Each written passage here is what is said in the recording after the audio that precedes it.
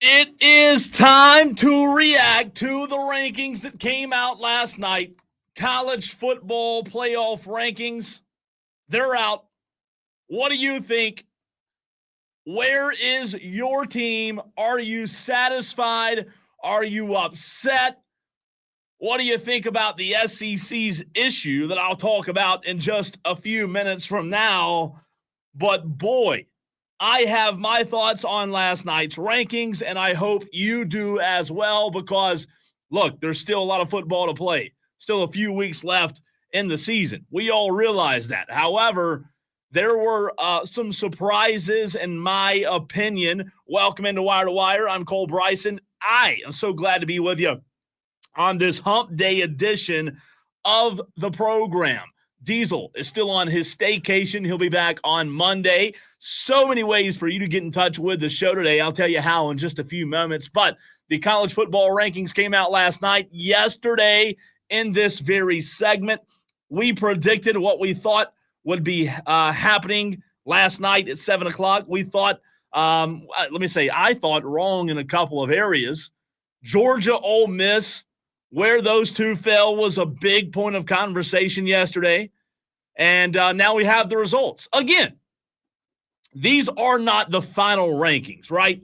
These are not the final rankings. However, boy, how does this set the rest of the season up when it comes to where these teams will finish? In case you missed it last night, Oregon, no surprise there. We all felt like Oregon would be the number one team. They're 10-0. They came in at 1. Ohio State last night came in at 2, at 8-1. No surprise there. The 3 and the 4 last week did lose. So now we see Texas at 3. Penn freaking State at 4. Are you kidding me? Penn State at 4. Indiana at 5. BYU at 6. Tennessee at 7. Notre Dame at 8. Miami, also a talking point of conversation yesterday. The Hurricanes at 9. Alabama at 10. Ole Miss at 11. Georgia at 12. And then I'll give you a 13 through 15. Boise State, SMU, and A&M. That rounds out the top 15. A lot of reaction to get to. Want to hear from you. You can get in touch with the show, 71307. Start your text with the word fan. Again, that's 71307. Phone lines are also open as well, 844-FAN-PHONE, 844-326-3663. What do you think about the rankings last night? Who do you think is in the right spot? Who do you think is in the wrong spot? Let's start on the YouTube stream where our Tolos are already coming in strong. So good to see 40 of you Tolos already on the stream today. JD starts us off. He says, yeah, I'm pissed. Beamer explicitly said, do not rank us, and they went against his wishes. Well, did you think, JD, did you think they would listen to the old head ball coach of the Gamecocks? The people that do the rankings don't think we're worth a crap, and that's fine. Keep crapping on us. That's the way we like it as well. Don't rank us this week. We're good where we are. We just like to just lay low and work really, really hard and come out and have fun on Saturdays as well. Don't rank us this week, says Shane Beamer. Look, we didn't get to that audio yesterday. I was going to. I ran out of time. I'll get to that audio in a few minutes because I do have some thoughts on that. Don't rank us this week. We're not worth it. Oh, okay, Shane. Whatever you say. But, JD, you're right. Beamer didn't want to be ranked, right? I say that tongue-in-cheek, yet the Gamecocks are ranked. I'll get to that in a second. DB says lines are locked. That's right. What's he talking about? He's talking about the Upset Picks Challenge that begins in 1 hour from now. Lines are locked at 3 o'clock. And yes, DB, I'll be sending you the word duck during this next commercial break. Do not let me forget. Appreciate you doing that, DB. You are the man. Wesley Roberts on the Facebook stream says, I think an issue with debating who should be ranked where starts with the question, is the best 12 teams or the 12 most deserving? Wesley's asking, is this the best 12 or the 12 most deserving? We all know Georgia is better than Penn State, for example. So I'm glad you brought that up, Wesley, about Penn State. Because if you listen to the show, and by the way, it's good to see you, Wesley, JD, Steven, all in the stream already, DB as well. If you listen to the show, you know that I'm not the biggest Penn State fan. I'm just very unimpressed with Penn State in totality. I'm unimpressed with their schedule. I'm unimpressed with their head coach and James Franklin. So, yeah, I do have issue with them being 4. So that's a very good example, Wesley, to answer your question. Is this the 12 best teams or is it 12 most deserving? You tell me, Tolos, if you agree or disagree with me, but there's no way what we're looking at right now is the best 12 teams, right? There's no way that's the 12 best. They're not telling us these are the 12 best teams. So to answer your question, Wesley, I think, my opinion, Cole's opinion, they're saying, hey, these are the 12 most deserving teams. Because you cannot convince me that Alabama is an inferior team to Penn State and vice versa. Georgia, who I know hasn't looked good, is an inferior team to Penn State. You can't convince me of that. You really can't. So that's a great question. That's a great point. I want to hear from you as well. 71307. Start your text with the word fan. Let me grab this call real quick. Hey, let me get this call. Hey, let me get this call. What's your name? Let me get this call. Hey, let me get this call. Hey, let me get this call. Hey, let me get this call. All right, Dewey has called in 844-FAN phone, 844-326-3663. I am solo, so I appreciate you, Tolos, bearing with me as we do get to you, each and every one of you, 71307. That's the way you can text in the show. But Dewey wants to chime in on the phone lines on the Renewal by Anderson of the Carolinas fan phone. Dewey, we're coming right to you. Texter says on the text line, it's crazy that Tennessee had a good win against Mississippi. Let me click on the rest of the text here. Oh, let me start that over. I apologize. It split your text up into 3 different texts. Texter says, this comes from the 552. It's crazy that Tennessee had a good win against the Mississippi State with the backup quarterback and did not move up, yet Indiana leaped over them. Well, Texter, to your point, that's what we talked about yesterday. I brought up Indiana. I brought up what would happen to Indiana this week, and I think we were kind of right on that yesterday. Because the 3 and the 4 lost last week, you saw Indiana and BYU move up. Indiana was 8, they moved to 5. BYU was 9, they moved to 6. Penn State was 6, they moved to 4. So that just shows you what happens when the 3 and the 4 loses, like Georgia did, like Miami did. Wesley, I couldn't agree with you more. I don't know what your opinion is or how you would answer your own question, but these in my mind are not the 12 best teams. These are the most deserving teams to be in the playoffs. And this, listen, it's the same conversation we've had in years past. We've talked about it in years past with most deserving or best, right? Last year, Florida State, because of the quarterback going down, was viewed as a lesser team, right? And I believe they were a lesser team without Jordan Travis.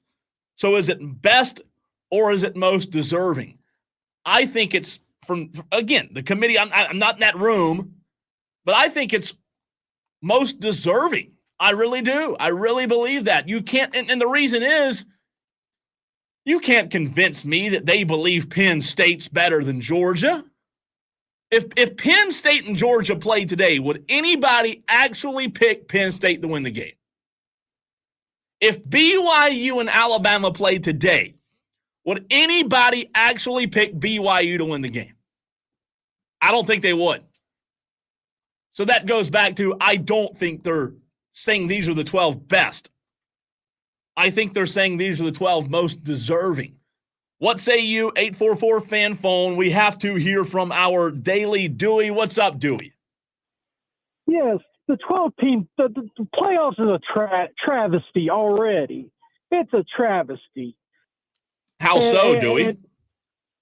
Because You want your best teams in the playoffs. You don't want, even though they deserve it, don't mean they're the best. And I would pick Penn State.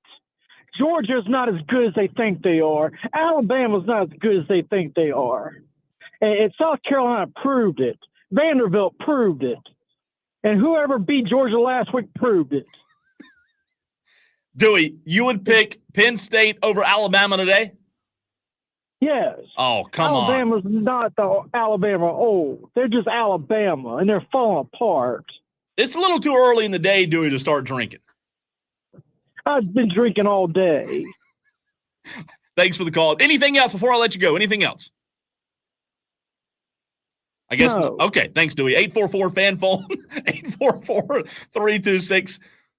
844-326-3663. That's the way you can get in touch with me right here on Wire to Wire. It's going to be a good show today. A lot coming your way. We have Chris Phillips, SEC Unfiltered, Kelley Ford of K Ford Ratings. We're going to get into a little NFL today. Obviously, the Upset Picks Challenge opens at 4 p.m.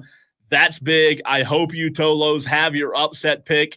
I am asking for an all-time high today of all-time high entry submitted, if you will, on the upset picks. So let's break a record. Let's have the most entries submitted on opening day on Wednesday as of yet. Let's do that today. Let's break that record.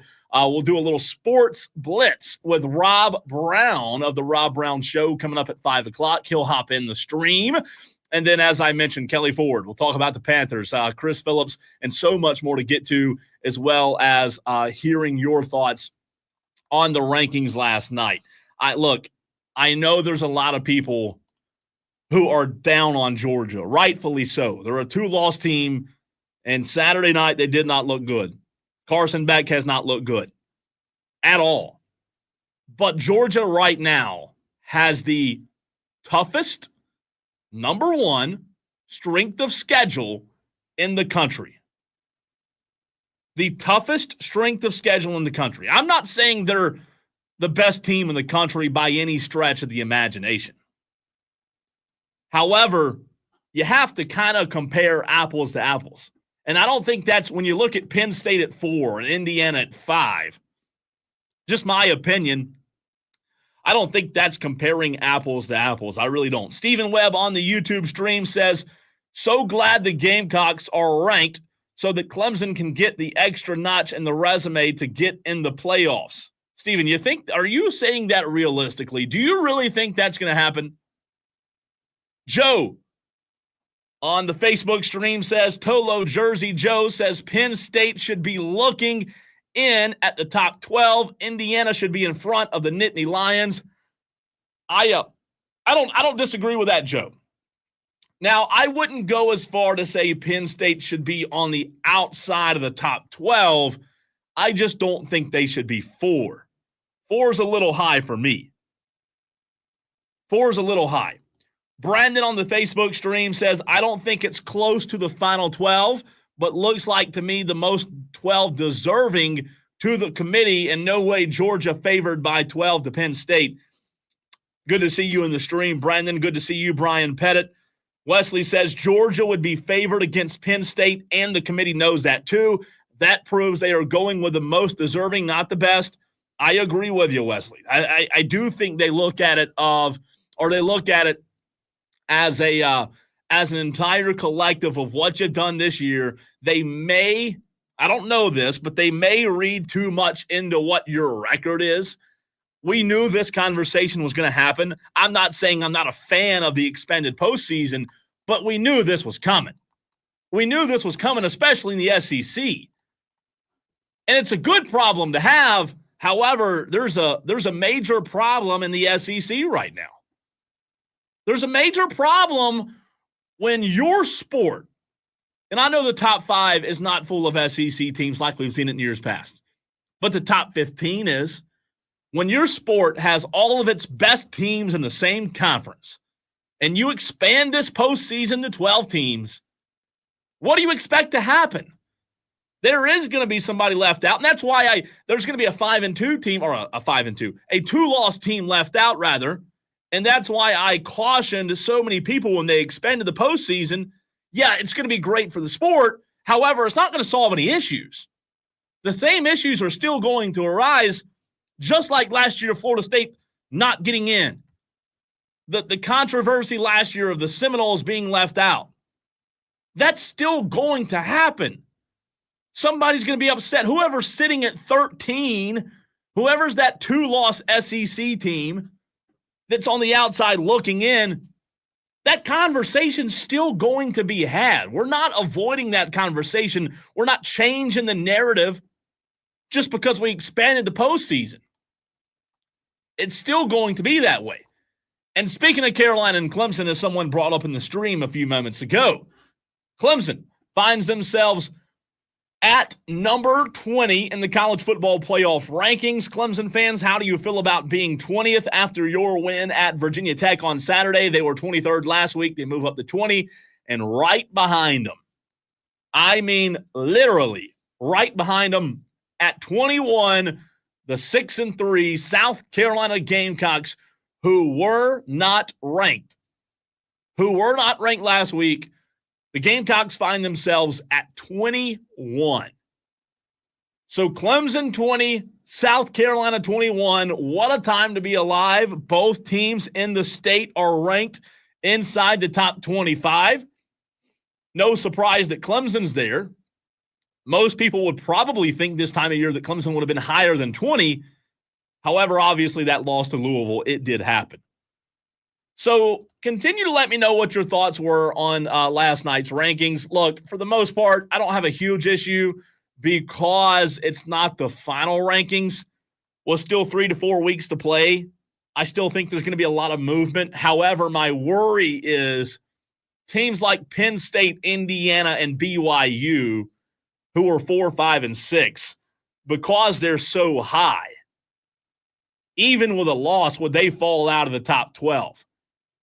When I say my worry, what I mean is, are you going to leave a better team out of the playoff because Indiana has a better record, because BYU has a better record, because Penn State has a better record?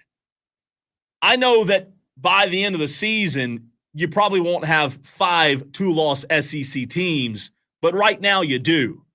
So are you going to sit one of those SEC teams on the outside? Because you have to get Notre Dame in, right? You have to have them in. They're a 1-loss team.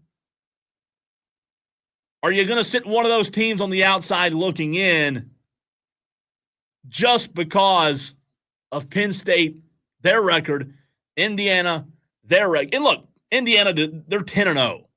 I'm not going to push back a ton on that. They have not lost a game.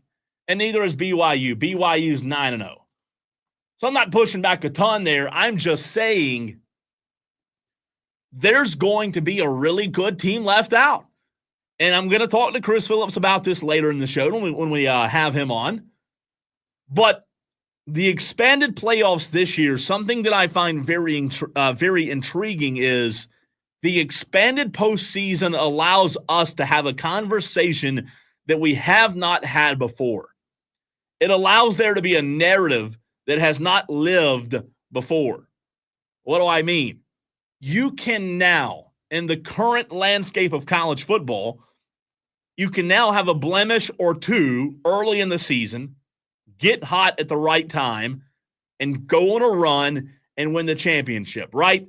In the MLB, in the NBA, in other sports with expanded postseasons, how many times do we talk about, well, that team just got hot at the right time? And guess what happened? They went on and won the championship. They weren't the best team throughout the regular season.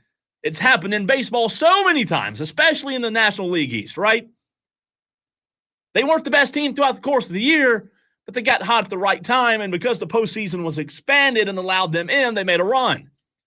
That's never happened in college football. That's never happened. We've never had that opportunity present itself before. So now you see a team like Ole Miss, who a couple of weeks ago didn't really look all that good. There were a lot of doubts about Ole Miss a few weeks ago. But, big but here, because the postseason's expanded, guess what? Ole Miss can now be the team that for the first time in college football creates that narrative. Had a few blemishes, had a few hiccups, weren't the best team all year long, but guess what they did? They got hot at the right time. They beat Georgia on the second weekend in November, and they went on a run. And now, all of a sudden, Ole Miss is a serious contender for the national championship, even with 2 losses. That's a conversation we never had before in college football. All right, speaking of conversation, the very next conversation we're going to have is going around the NFL, the biggest storylines, the most intriguing storylines to me right now. Also want to check in with you Tolos to see how your team's doing. Almost at the midpoint, right? Midpoint-ish of the NFL season. We'll get into the National Football League next.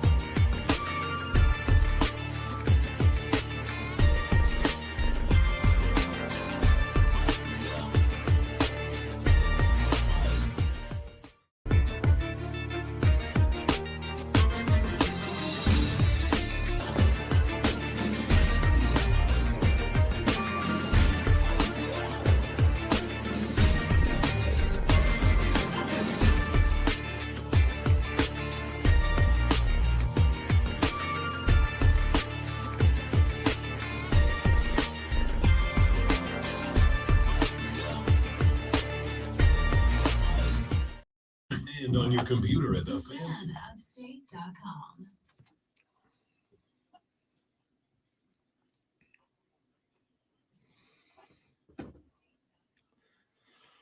One of the things that I love the most about the NFL every single year is just the different storylines you get, whether good or bad.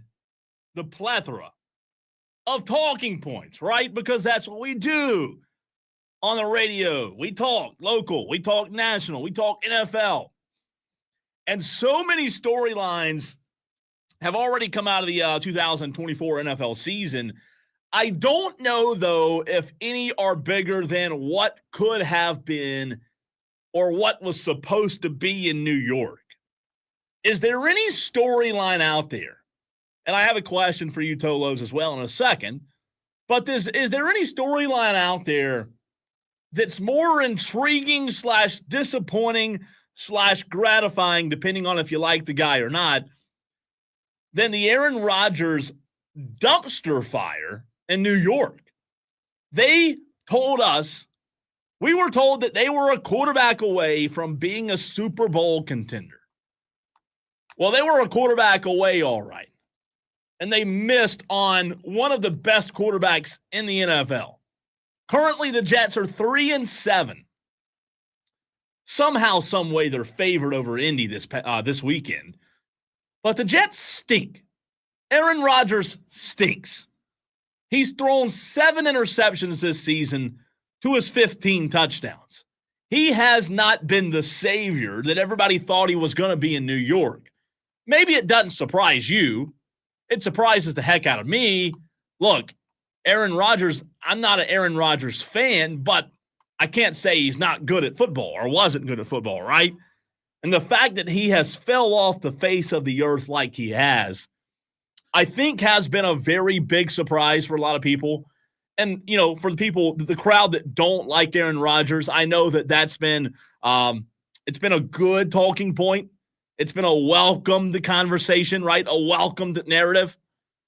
But boy, they were a quarterback away. That's what they said. And now they're like in the same spot, and you could argue that Zach Wilson was better than Aaron Rodgers. I mean, I know that sounds crazy to say, but you can almost argue that. Texter from the 809 says, remember the Jets killed Brett Favre too. As soon as he escaped,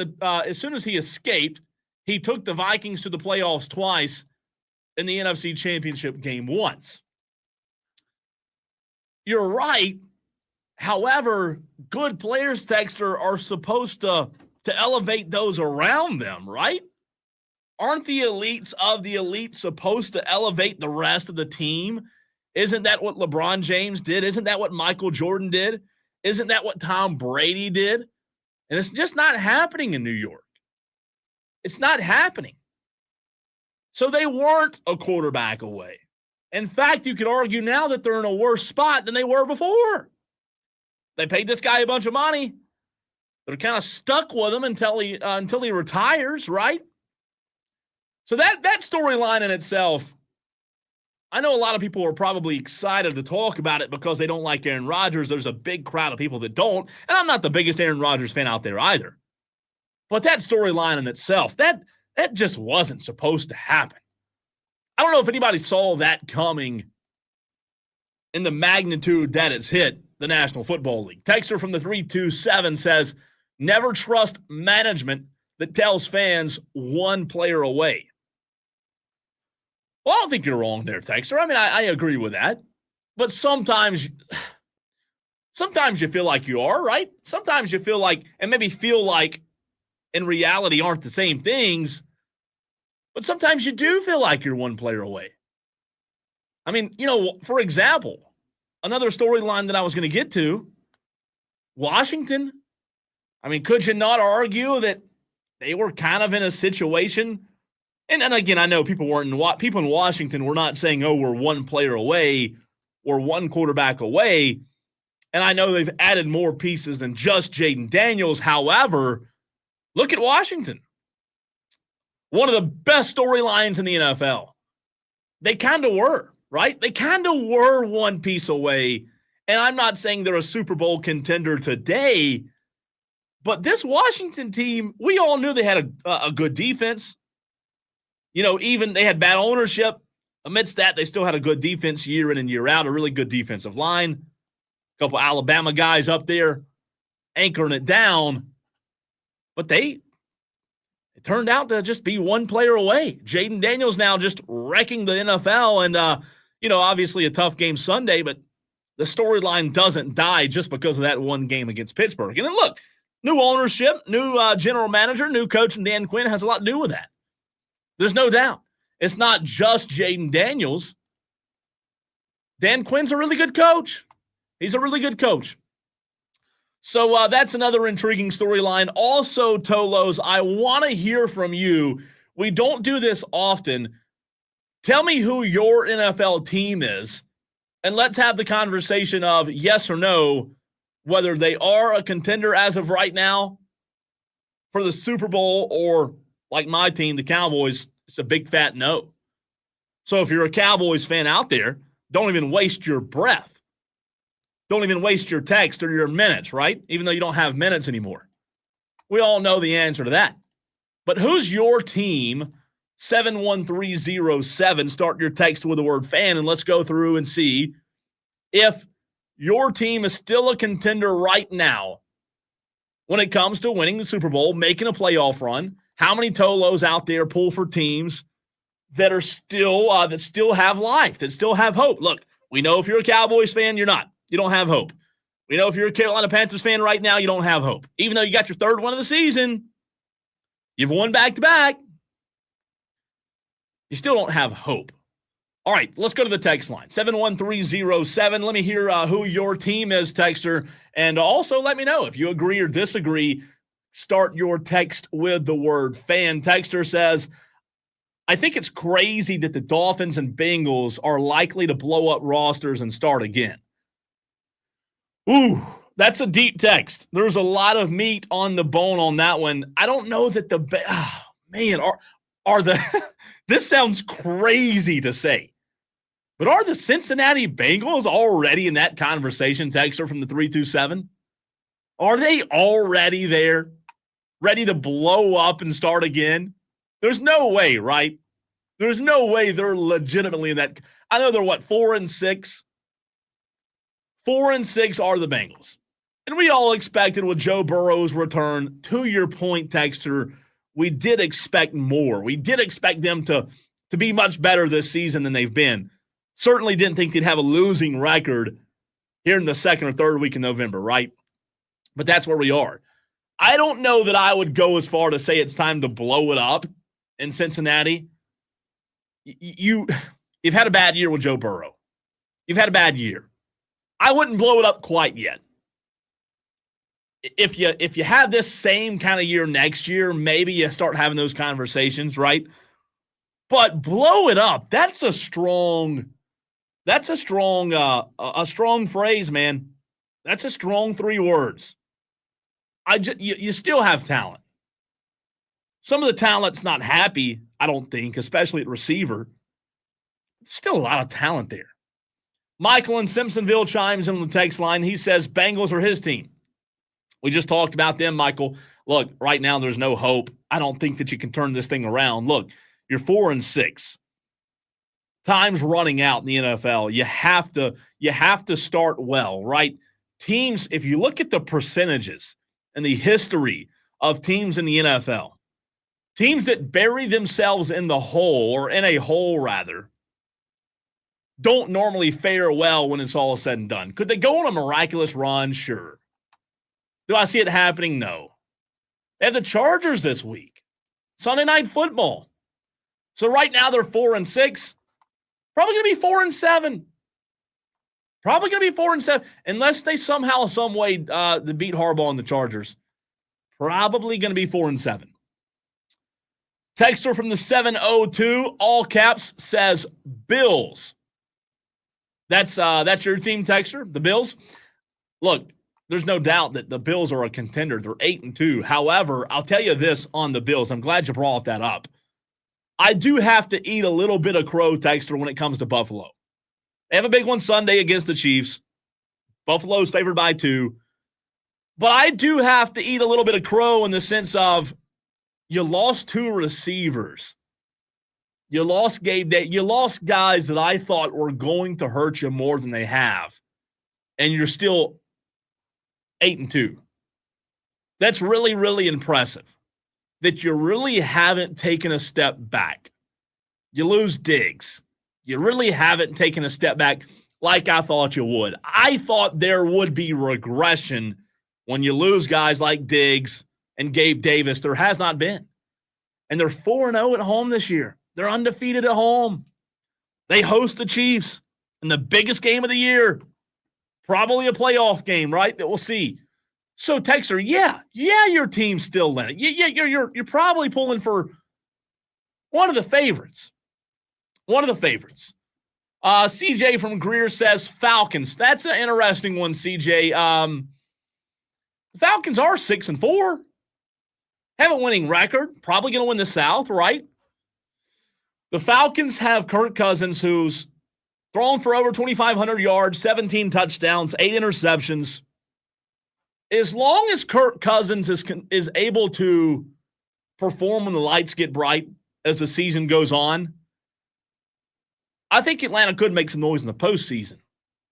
However, what did I say? As long as Kirk Cousins can continue to perform when the lights get bright. That's kind of a concern for me. I still think he's a good quarterback. I really do. But it is a little bit of a concern.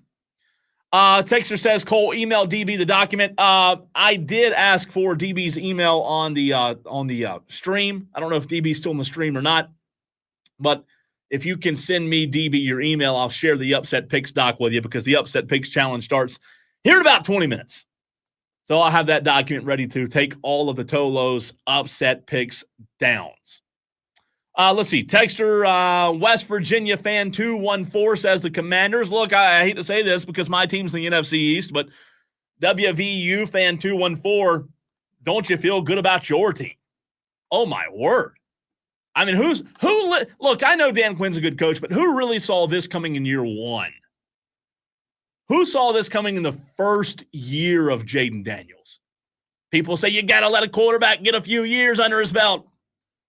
You got to let a quarterback sit on the bench for a few years before he's going to be any good, right? Well, that's not true in Washington. They're 7-3. Could have been 8-2. A really big game tomorrow night for Washington against Philadelphia.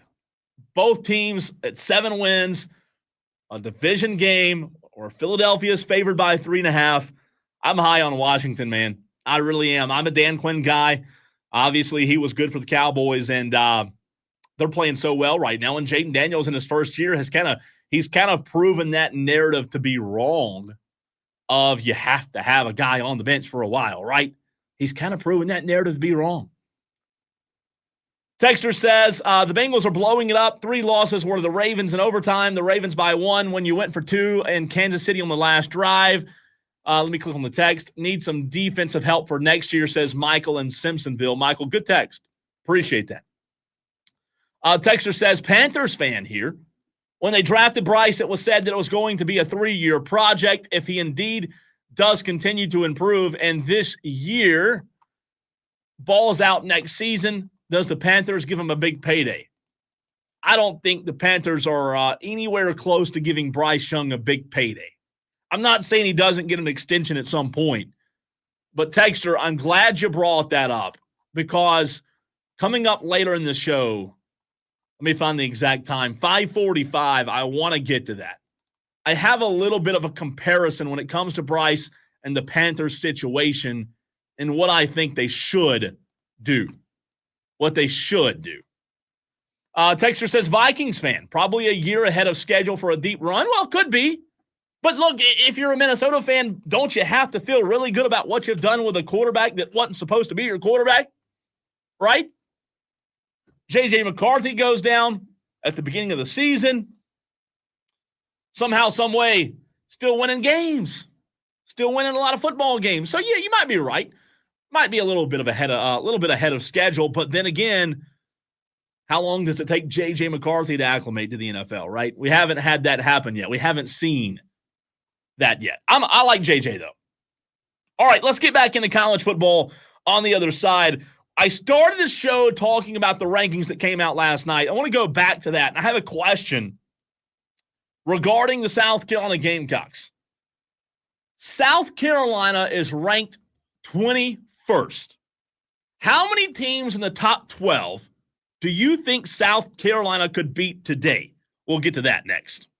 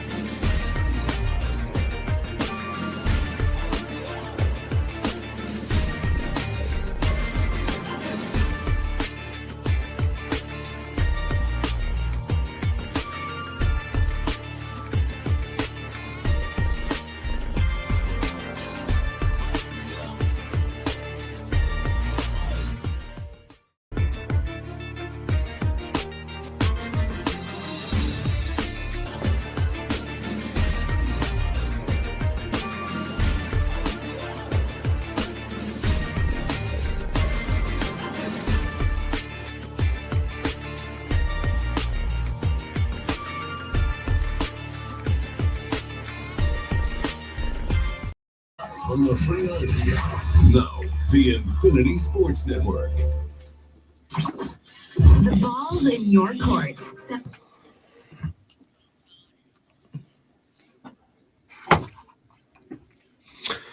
So I had a South Carolina fan yesterday ask me this question, and I wanted to bring it to the table to you Tolos out there, regardless of where your allegiance lies, whether it's South Carolina or Clemson. I want to hear from you. Last night, the college football playoff rankings came out for the second time this season. South Carolina's ranked 21. We all know they have a loss to Ole Miss that wasn't close. A very close loss to LSU, a tough one to swallow, a very tough pill to swallow. Another tough, close loss on the road in Tuscaloosa, right? And because of that, they weren't ranked last week. They jump up this week to 21st. You take away that LSU loss and give it to them as a win, they're probably in the top 15, if not in the top 12. So a Tolo yesterday, a buddy of mine asked me, look, how many teams do you think South Carolina could beat up there near the top 12? Obviously, if you talk about the top 15, there's some teams there like A&M they've already beaten, so the conversation isn't really needed to be had. Now, when you look at the top 12, though, you've got Georgia at 12, Ole Miss at 11, Alabama at 10, Miami at 9, Notre Dame, Tennessee, BYU, Indiana, Penn State, Texas, Ohio State at 2, and Oregon at 1. How many of those teams do you think South Carolina could beat today? Yes, the 3 losses that the Gamecocks have is ultimately going to be their death sentence when it comes to their chances of getting in the postseason, the expanded playoff. But you can't argue right now that South Carolina is not playing as good as anybody in the country. There are a few teams that are playing as good as the Gamecocks right now. Ricky on the Facebook stream says South Carolina could beat 6 out of 10 top teams. So 6 of 10. Oh, you mean, Ricky, 6 of the top 10 is what you mean. South Carolina could beat 6 of the top 10, you think? All right, let's look at the top 10. Let's start at the top. Could South Carolina beat Oregon? I don't think so. I don't think there's many Gamecock fans out there that would push back on that, right? Could South Carolina beat Ohio State? I don't think so. I don't think so. South Carolina's defense is good. Maybe you could say Ohio State hadn't faced a defense like that other than Oregon. But I don't think South Carolina would be able to hang with Oregon or Ohio State. So you throw those 2 out the window. All right, let's get to 3 and 4. Texas, could South Carolina beat Texas? I think they could. I think South Carolina has a defense good enough to where they can make it a ball game with Texas. I said this a couple of weeks ago. South Carolina's defense is good enough to keep them in any game they play. Any game on their schedule, whether it be a bowl game, you name it. Their defense is good enough to give them a shot to win. I think South Carolina could have a shot against Texas. At 3, by the way. I think South Carolina would beat number 4 Penn State. I really do. I told you I'm not high on Penn State. I'm just not. They always choke in the big games. Not really impressed with their schedule. I think if the Gamecocks played the Nittany Lions, I think the Gamecocks would win. I really do. Let's look at what Penn State's done. They're 8-1. They beat West Virginia. Okay. They beat Bowling Green. They beat Kent State. They beat Illinois.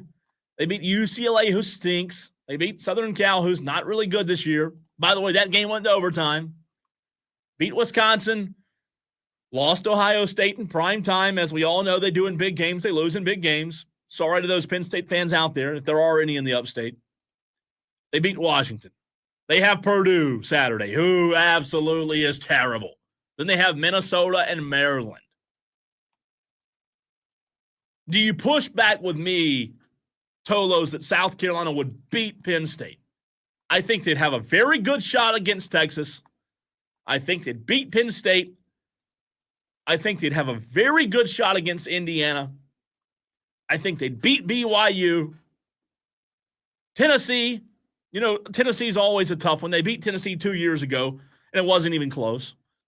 But you can't say that their defense wouldn't keep them in it. So they'd obviously be able to stay in that ball game. It wouldn't be a blowout, in my opinion. I think the Gamecocks could beat Notre Dame. I think they would beat Notre Dame. I think they'd beat Miami. Miami's offense is elite. There's no doubt. But Cam Ward has not seen a defense like South Carolina's. I think they beat Miami.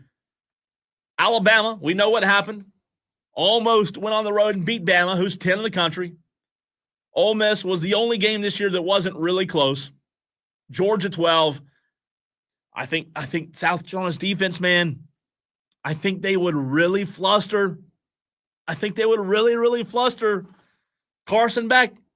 I really do. You look outside the top 12, Boise State, SMU, they already beat A&M at 15. They beat Kansas State. I think there's only a few teams in the top 10 that you could say without a shadow of a doubt would beat South Carolina. And that goes to say how good they're playing right now. Texter says, this comes from the 432. Gamecocks have a formula. Get ahead to unleash the pass rush. Use the quarterback in the rush attack to extend drives to camo a weak offense. Well, Texter, you're not wrong, but any team that can play with a lead that has an elite pass rush, doesn't matter if it's high school, college, or pro, they're going to excel. And you're right, they do. Texter says, any of the Big Ten teams play BYU. I'll have to get back to that. Texter says, we have never lost to Ohio State. Texter from the 468 says, as long as Clemson cleans up the kicking game, U of SC will be exposed on November the 30th as a pretender. Hashtag rivalry month, baby. Clemson fans pretty confident. Yesterday, the Clemson fans we heard from weren't very confident. So it is good to hear. It is good to hear a little more confidence from the Clemson fan base. I don't know if it's deserved confidence, but it's good to hear that confidence. To put a bow on it, though, I do think South Carolina would beat a lot of the top 10 teams, but it goes back to the conversation that Wesley and I were having in the first segment. These rankings aren't about the best teams. These rankings are about the most deserving, right? Unfortunately. 7 minutes from now, Tolos, get ready. I'm calling for an all-time record-setting day. 7 minutes from right now, the Upset Picks Challenge opens. We need your submission. That's next.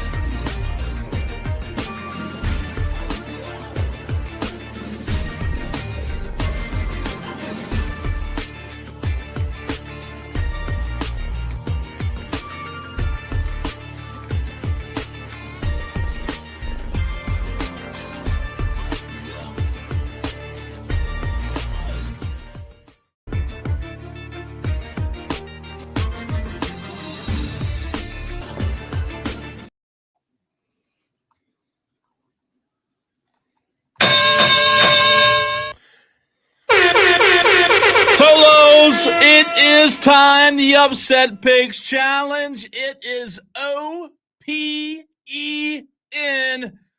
4 o'clock. Look at your clocks. If it says 5 o'clock, you forgot to change the time last weekend. The Upset Picks Challenge is open. 1, 2, 3, go. I am calling for a record turnout on opening day of the challenge. DB does a fantastic job getting these together each and every week, compiling the rankings, putting together the graphics.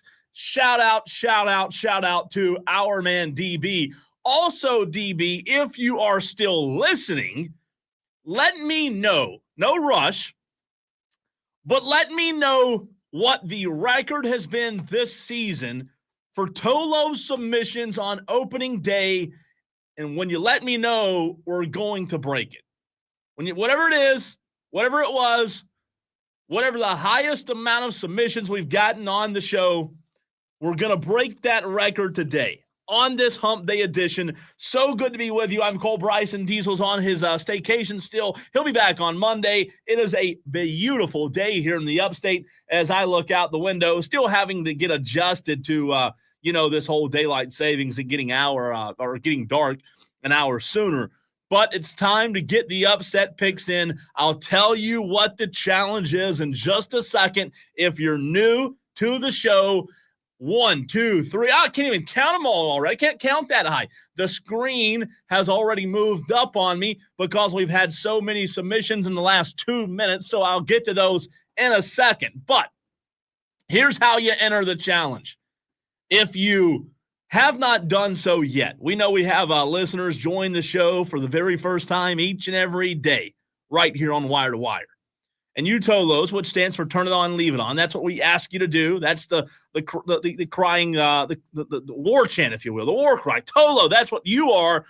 You Tolos, if you want to enter the challenge, you find a game on ESPN.com. And by the way, the spreads are locked in at 3 o'clock on Wednesday. You find a game where you think the underdog will win the game outright. And once you find it, for example, if you like Syracuse to beat Cal this weekend, you send in your name, the game, and the spread to 71307. That is our text line. Again, 71307, keyword fan. That's the way you can get your upset pick in. And I'll be reading them.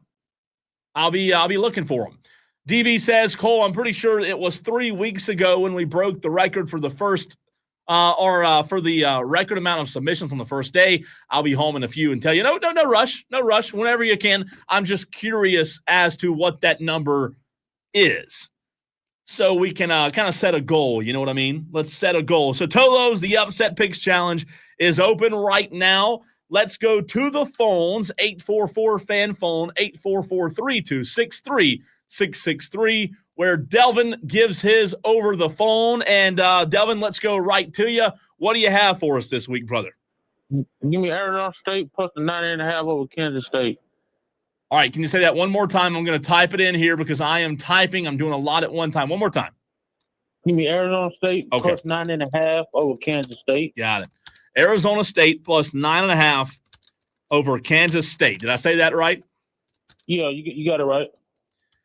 Delvin, why do you take Arizona State? What's your reasoning behind that? I'm not gonna look at this team. I know it was a couple games that they didn't play good because Sam Levitt was hurt, but Sam Levitt is back now. And something from the beginning of the season, Kansas State has not looked like the team that everybody thought they were going to be. Everybody thought they were going to be the favorite of the Big 12. They're not even. I don't think they got a chance to win the Big 12. They're down to BYU in Colorado right now, and I think Arizona State can go in there and beat them. I like that, Delvin. I really do like that. I've got 3 or 4 that I've been kind of bouncing around, but I like that. And now tell me if I'm wrong. You are on the board. I know you went, the first 7 or 8 weeks without getting on the board. You are on the board now, right, Delvin? Yeah, I had picked Syracuse a couple weeks ago. Right. Yeah, put Syracuse, yeah. Perfect. Delvin, best of luck to you and appreciate the phone call. Yeah, thanks for the call, man. Best of luck to you, too. I need it, brother. I need all the luck I can get. If you can cast some more luck my way, go ahead and do so because I have been horrible. I mean horrible when it comes to the Upset Picks Challenge. 844-FAN phone. If you need to get yours in on the phone line, you can. The text line, 71307. And by the way, if you missed a pick yesterday, we did have one texter that let us know that we evidently missed a couple of picks. Texter, I still need your name so we can go back and find those correct picks and give you credit for them. We want you to have the credit for those picks. One other point, real quick, before I get to the text line, a very important note. Please use the same name each and every week when it comes to the Upset Picks Challenge, because if you send in one name one week and a different name the next week, there's going to be a lot of confusion on our end when it comes to DB compiling all of the standings. If you want to see the standings, by the way, you can do so at the Fan Upstate on Twitter. The top 50 is pinned, and if you click that tweet, underneath it, you can see 51 through 117. And bad news for me, I don't see myself. Oh, I'm kidding. I found myself all the way down at 67. I currently have 12 points. I sit at 67 in the Upset Picks Challenge. Twisted Whisker leads the challenge right now. He sits at the top of the leaderboard with 60.5 points. Shout out to you, Twisted Whisker. You've been incredible this year. 60.5 points. That's phenomenal. Noel right behind him at 59 points. And then rounding out the top 10, excuse me, John Dog at 3, Reed Atkins at 4, Joe D at 4 as well. They're Reed and Joe D are tied at 4. Justin L at 6, Amazon Guy at 7, Billy Horn at 8, Jake Crane also tied for 8th, and T-Ray rounding out the top 10. I might have time a little bit later to get to the other parts of the leaderboard. Shout out to Diesel, though, even though he's not here. Diesel, 25.5 points, sits at 25. Right behind Nick Saban, who has 26. Diesel's doing well. See, that's the thing. He's still in striking distance. And if this time of year, if you can find yourself in striking distance, you have a very good shot at it. All right, let's go to the text line, 71307. Get your upset pick in. If you have any questions about it, or if I didn't explain it well, let me know. But starting us off 9 minutes ago, Maize and Brew taking Utah plus 11.5 over Colorado. Tiger Pal Rachel wants Syracuse over Cal at 9.5. WVU Fan 214 wants Arkansas 13.5 over Texas. CJ from Greer wants Utah plus 11.5 over Colorado. Boomer Bill wants Tennessee over Georgia plus 10. JT in Greer says, I'll take Arkansas plus 13.5 over Texas. Let's see. Tolo Keith in Fountain Inn says, Kent State at Miami of Ohio, 30.5 points. Keith in Fountain Inn, I hate to be the bearer of bad news, but I don't have much confidence that one's gonna hit. I'm sorry, Keith, but that is that's swinging for the fences. All the credit in the world to you, but I don't know if that'll hit. A lot more to get to on the text line. The text line is going nuts right now. I'll try my best to get to all of the submissions in just a few moments.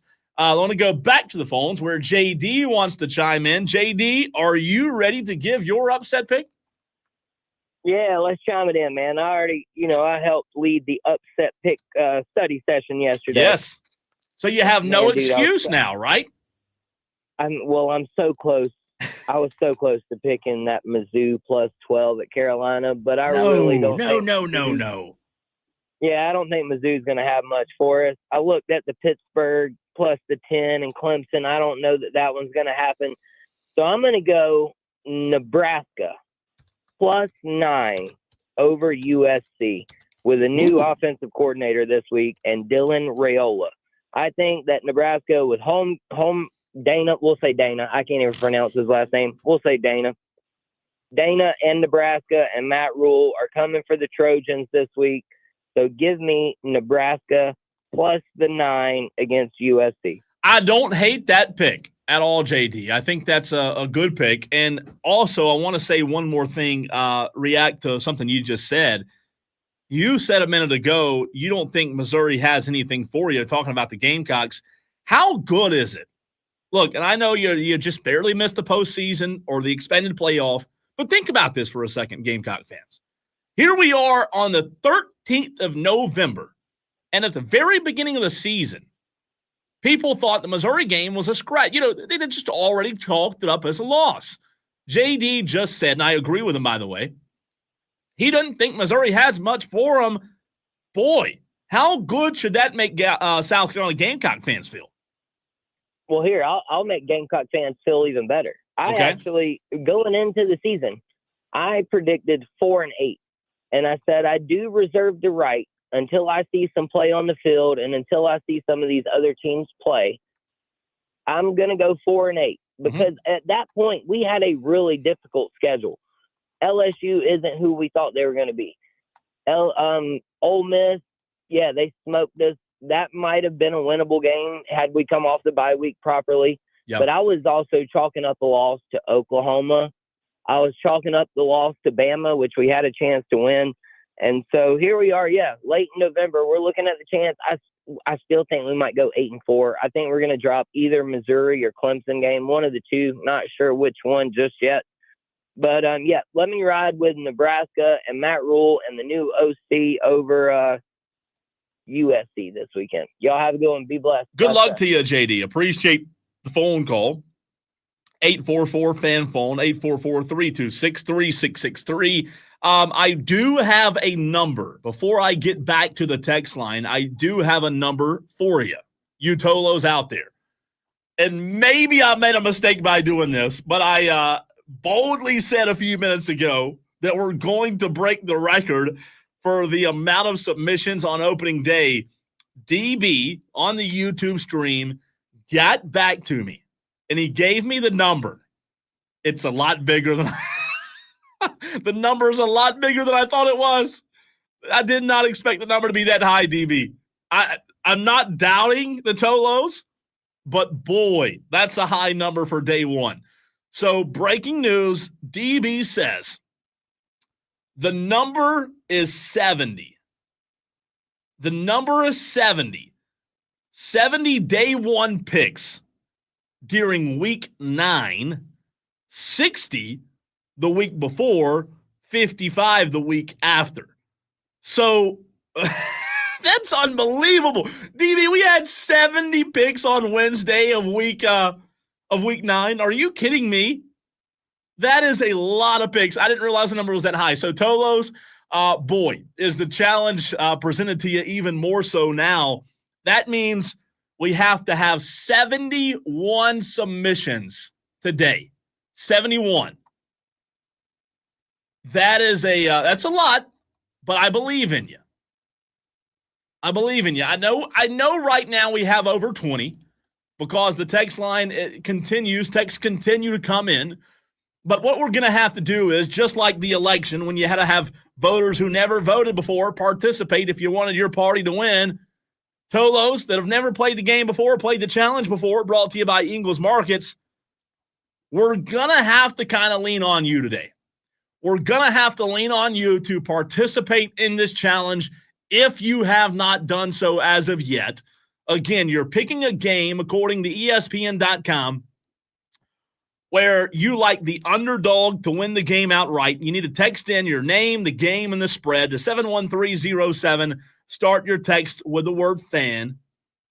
Also, if you don't know, if you're new to the challenge, we keep a running tally of all of the Tolos, and we post them on our Twitter page. That way you can kind of go at it with other Tolos and see how you do week by week. By the way, if you just tuned in, shout out to Twisted Whisker, who leads the entire challenge right now with 60.5 points. Speaking of the devil, right where I left off 13 minutes ago, Twisted Whisker says, give me Tennessee over Georgia plus 10.5. So Tolo's out there.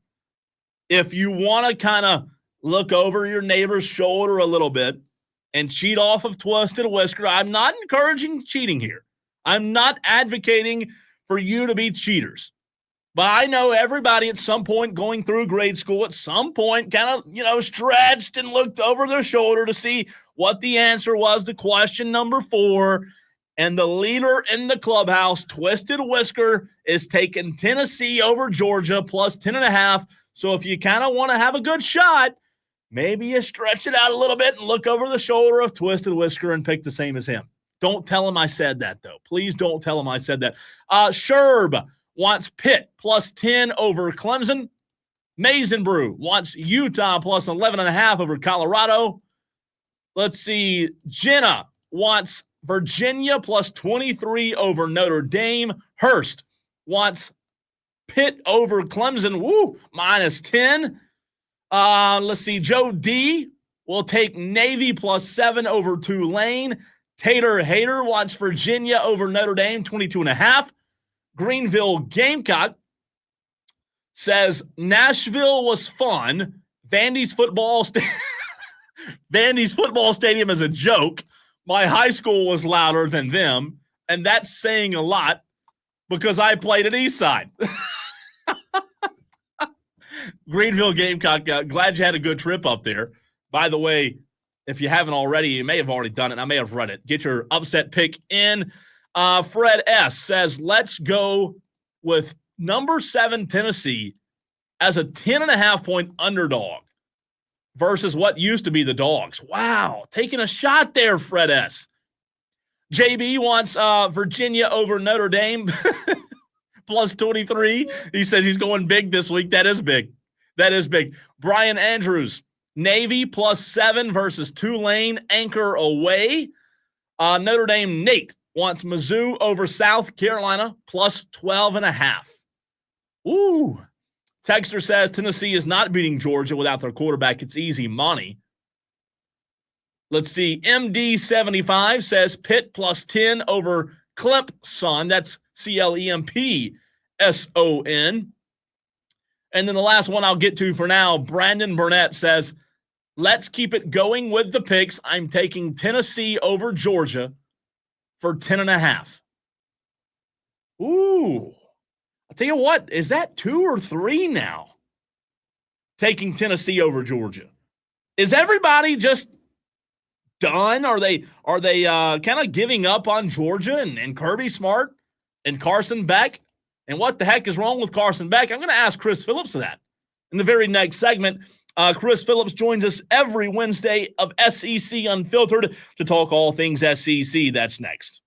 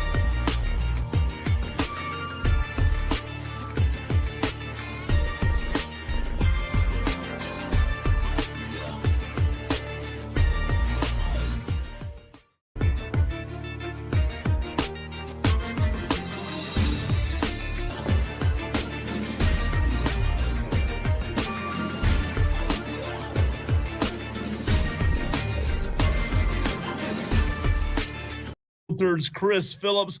Always love talking SEC football with Chris. Chris, how are you, man? Cole, what's going on, man? It's always a pleasure. Doing well.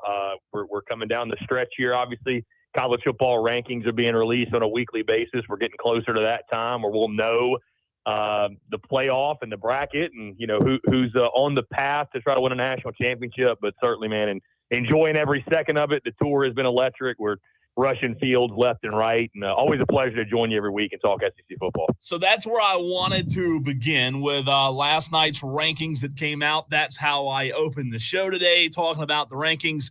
I'm going to give you one word, and I want to hear your instant reaction, okay? Mm-hmm. Georgia. Deserved. Ooh, really? I think they're where they deserve to be right now. I do. I'm seeing a lot of Georgia folks, Cole, to your point, that are upset and they want to cite the strength of schedule. And I totally understand it, right? Number one, strength of schedule. But here's the thing, Cole. It's not just about resume, which they've lost 2 games. I was there in person, witnessed them get thrashed by Ole Miss. I haven't seen a Georgia team dominated like that in quite some time. But it's also eye test, Cole. And to that point, listen, their schedule's really tough. I totally get it and understand it. They've looked bad all year against everyone they've played. Like, not just Bama, not just Ole Miss. How about Florida, who's not very good? How about against Mississippi State, who's not very good? How about looking sluggish against Auburn, who's not very good? I know they had that big win first game of the season against Clemson. Take nothing away from them for that. But it's got to be some eye test, too. Here's the thing, Cole, and I know I'm getting a little bit of a tangent here. If Georgia wins out, they're in. They control their destiny. That's the best thing you could say. But right now, being the first team out, it's deserved, especially after the way they lost to Ole Miss. No, I'm with you. I just think a lot of people are wrapped around the fact that they have the number one strength of schedule. You're right. They have not played well. That leads me to the next question. What the heck is wrong with Carson Beck? Yeah, it's a great question, Cole, and watching him in person. Again, I've seen him 2 weeks in a row, and it'll be a third straight week this weekend when I go to Athens to watch the Dogs take on Tennessee. I will say this. Listen, quarterbacks get too much of the credit, too much of the blame. It is more than him, right? Against Ole Miss, he didn't have a chance, especially in that second half. That Ole Miss pass rush, that defensive front, which is one of the best in the country, if not the best in the country, absolutely relentless.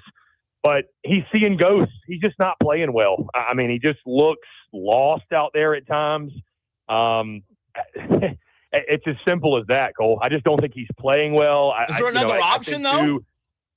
No, I don't think you can bail on Carson Beck. I don't think Gunnar Stockton on the bench is the answer, or Jaden Rashada, God forbid. I think Carson Beck is your guy. Now, again, he's got the potential. Like, I think we've seen it before. I really feel like he can play better than he has been. It's just the turnovers that are killing him. And again, I say this too, it's not just him. The offensive line hasn't been great. They're lacking like big-time playmakers on the outside. They got a few guys here and there at wide receiver, but it's not what we're used to. And then even the running back position, Cole, Trevor Etienne has been banged up here lately. They lost Branson Robinson and Roderick Robertson early in the season, or I think even before the season started. So, they're really thin at running back, too. Oscar Delp and Benjamin Urasek at the tight end position have not been what people thought they would be, trying to replace the production of Brock Bowers. So, say all that to say it's a lot more things than Carson Beck. But at the end of the day, Cole, the number one thing Carson Beck isn't doing well, he's not protecting the football. And in this league, especially when you go on the road like we saw this past weekend, you turn the football over, it's a great recipe to lose. Well, stay on those rankings for just another minute or two, Chris. Other than Georgia, obviously that was kind of the biggest sticking point for a lot of people. The rankings that came out last night, and we know that they're not final. We still have a few weeks to play. But do you have any other issues SEC-wise, or even teams that are not in the SEC when it comes to what the committee released last night? Yeah, and I think to your point, Cole, to go back to it really quickly, you make a great point. These are not the final rankings. That's why I don't have an issue with Georgia being the first one out, because to this point right now, that's where I think Georgia deserves to be. Now, again, they went out the rest of the way. They go 10-2. They better be in. I mean, again, number one strength of schedule, to your point. They lose to Tennessee, finish 9-3, Cole, I don't think a 9-3 team's getting in. I'm not sure a 9-3 team deserves to get in. And that's not a shot at a potentially 9-3 Georgia, a 9-3 South Carolina, a 9-3 LSU. I just think there's going to be so many other 10-2 teams out there that I think have earned their way that I just don't think a 9-3. I don't think there's going to be room for a 9-3 team to squeeze in there. In regards to the rest of the rankings, though, I did think it was interesting, Cole. We hear so much about SEC bias and all this. 4 of the top 5 are from the Big Ten. Yeah. I mean, like SEC bias to me, Texas being the number 2 seed overall, 3rd in the rankings, just projecting down the way. I think, Cole, I feel more and more like, believe it or not, that the A&M Texas game end of season is going to be a college football playoff eliminator, essentially, because you talk about strength of schedule. Texas is on the complete inverse of Georgia. I mean, their best win is either against Vanderbilt or Colorado State. And respect to Vandy. Vandy's a much better team this year, but still, they just don't have that win to hang their hat on. Outside of that, Ole Miss jumped into the top 12 as I expected they would. Don't have much issue with anything else or much else, outside of that. I would say, A&M moving down a spot. They had the bye week, but they controlled their destiny. And, of course, Cole, I think we got to highlight South Carolina. Yeah. Jumps into the top 25 at 21, and they're 1 spot ahead of LSU, which I think is interesting. It's something to talk about because, we're kind of learning, Cole, as we go week by week, what is the committee value? And I think that kind of shows, hey, LSU won the head-to-head, but I think the committee also takes into account that game was 2 months ago. How are the teams playing now?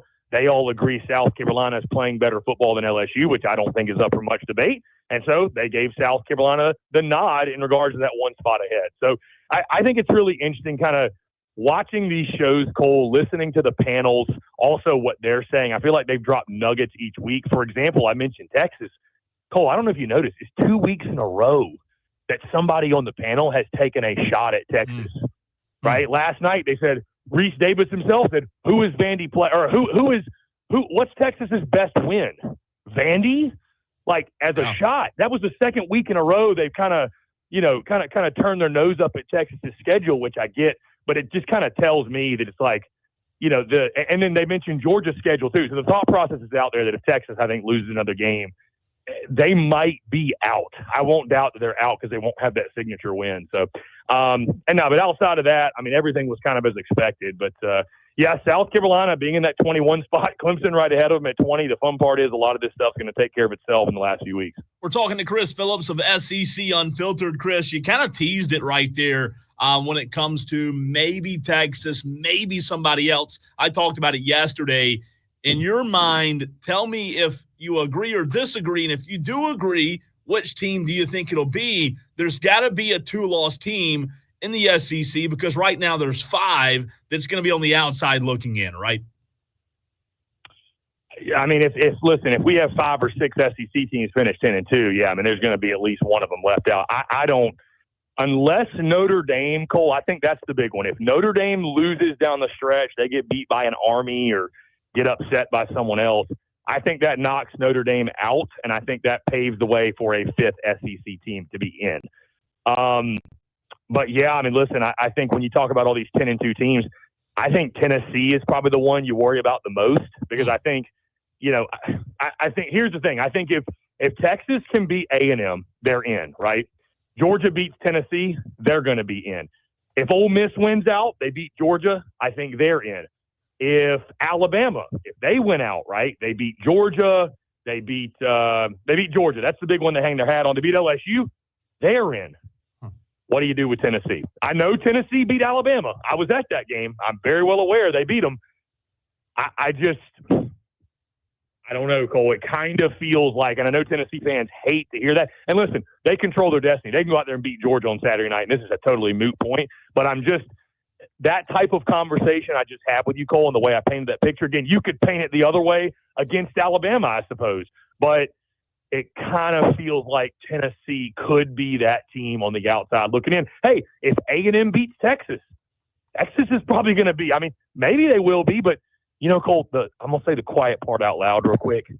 Brands matter. Yeah.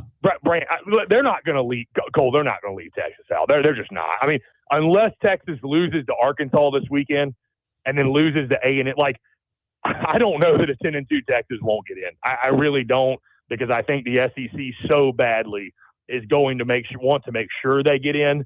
Greg Sankey is going to be pulling whatever strings he's got to. So it's going to be fascinating down the stretch. But right now, I would say, Cole, the one I'd be most concerned with is probably Tennessee if things play out the way I painted it just a second ago. In Chris Phillips' mind right now, with all that being said, who is the best team in the SEC?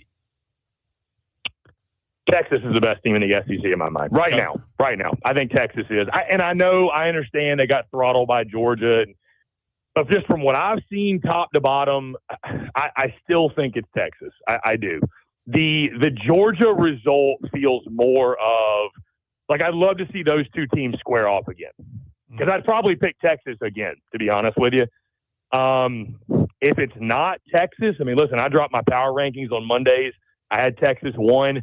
And I had Ole Miss too. I mean, if Ole Miss is playing their best, they're just loaded. I mean, we've said that all year long. National championship contender? I think so. Yeah. I really do. I think because I think some of the playoffs too, Cole, like the best team's going to win, but it's just like any other sport, right? You got to be playing your best at the right time. If Ole Miss is clicking and playing their best at the right time, Cole, they've got maybe the best defensive front in the country, one of the best defenses in college football. They've got, I think, the best quarterback right now in the conference in Jackson Dart. They got unreal weapons around him. You know, we know the guys, Juice Wells included, Jordan Watkins, Caden Prescorn, and Caden Lee, the list goes on. And they've got the guy in Lane Kiffin that you saw what can happen when he gets in his bag. I thought he called a beautiful game against Georgia, one of the best I've ever seen him call. So, you know, if their offensive line can hold together, which is a big question for a lot of teams out there, I think Ole Miss is as talented as anybody. And also, too, if you look at that bracket, Cole, that was released last night, if you put Ole Miss in that 11 spot, that path is a beautiful path. I would kill for that if I was a fan of the Rebels. Like that, I think it sets up really well. You'd have to go through Penn State, BYU, and then you're in the semis against probably either a Texas or a Georgia, or a Texas or Bama. And I think in that matchup, who knows what could happen in the semis. So, yeah, I think Ole Miss is that caliber of team. But right now, I would go Texas is the best team in the SEC. But you know, again, Cole, it's tough because not all these schedules are built equally. And it's like, what is Texas's signature win? What am I going off of? That's a great pushback on that. But right now, I'd still go Texas. We're talking to Chris Phillips of SEC Unfiltered. You said something there that I want to go back to, and it kind of got my mind spinning. You said that, whoever's playing their best at the right time. Do you feel like that the way that college football is set up now with the expanded playoff, it allows that saying, that mantra to actually be true? Whereas with a 4-team playoff, if you had a blemish early in the season, it didn't matter if you were playing your best football late in the season or not. You were already cast aside because of that loss you had earlier in the year. Does that make sense? Yeah, I think I'm trying to connect the dots to what you're saying. So, I mean, feel like it's getting more. Yeah, basically, it allows more teams to get hot late, regardless of blemishes early in the season. Like, let's say, for example, Ole Miss. If Ole Miss, what are they, 2-loss team right now, right? Ole Miss, 2-loss team, gets hot late in the year, then we all of a sudden, for the first time in my mind in college football, can actually say it is about who's playing their best at the right time, because I just can't remember a time in college football in the past where that mattered, because let's say you had 1 loss early in the season or 2 losses, you were out of the conversation. It didn't matter if you got hot at the end of the year or not. You weren't making the playoffs. Yeah, I do think, to your point, Cole, it's allowing more teams the opportunity. Yeah, I think you're correct, where you don't have to have yourself fully buttoned up and figured out by week 1. Right. You know, you've got some breathing room, you've got some leeway. 1 loss is not going to wreck your season. And by the way, Cole, shout out to, and probably RIP, all those people that said that the 12-team college football playoff was going to ruin the regular season, going to make it matter less. It matters more now, Cole. There's more games we care about because there's more implications across the sport. So, like, again, I was never one of those people. I want to make it very clear, Cole. I always felt like expanding the playoff was going to be great for the sport, and I think we've seen that this year that it is, especially with the parity. Sure. But certainly, to your point, yeah, I think it's – Cole, I think when you have that mulligan or so, it gives you the opportunity to – because like you said, Ole Miss would be out of it. Like they wouldn't be able to get hot because you get to the midway point of the season, like, well, our season's over. Like, right. You know what I mean? Like, maybe they could get hot, but it'd be for nothing. So, yeah, I think it is giving more teams an opportunity to kind of find themselves. You don't have to have everything all buttoned up. Because I think there's some teams – I mean, look at South Carolina. I mean, I think they're one of the hottest teams, if not the hottest team in college football. And I think that, I think they're the best 6-3 team in the country, whatever that might mean to you. But, they didn't have it all figured out week one. I mean, Who could forget the Old Dominion game, right? Like, they didn't have it all, but they've gotten better as the season has progressed. And I think it's giving more teams the opportunity to do that and make runs. And, again, listen, football is not like baseball, Cole. Like, at the end of the day, the team with the best players is probably they're still going to win. That's just how football works. Chalk typically it typically plays out where chalk wins out. But I do think, again, to your point, it's given opportunities to teams to kind of find themselves, come together, and potentially make runs into the postseason, which is going to be thrilling to watch for all of us. Chris, I've got to get your upset pick, but before I do that, you mentioned South Carolina. I want to get your reaction to this audio. The people that do the rankings don't think we're worth a crap, and that's fine. Keep crapping on us. That's the way we like it as well. Don't rank us this week. We're good where we are. We just like to just lay low and work really, really hard and come out and have fun on Saturdays as well. Your reaction?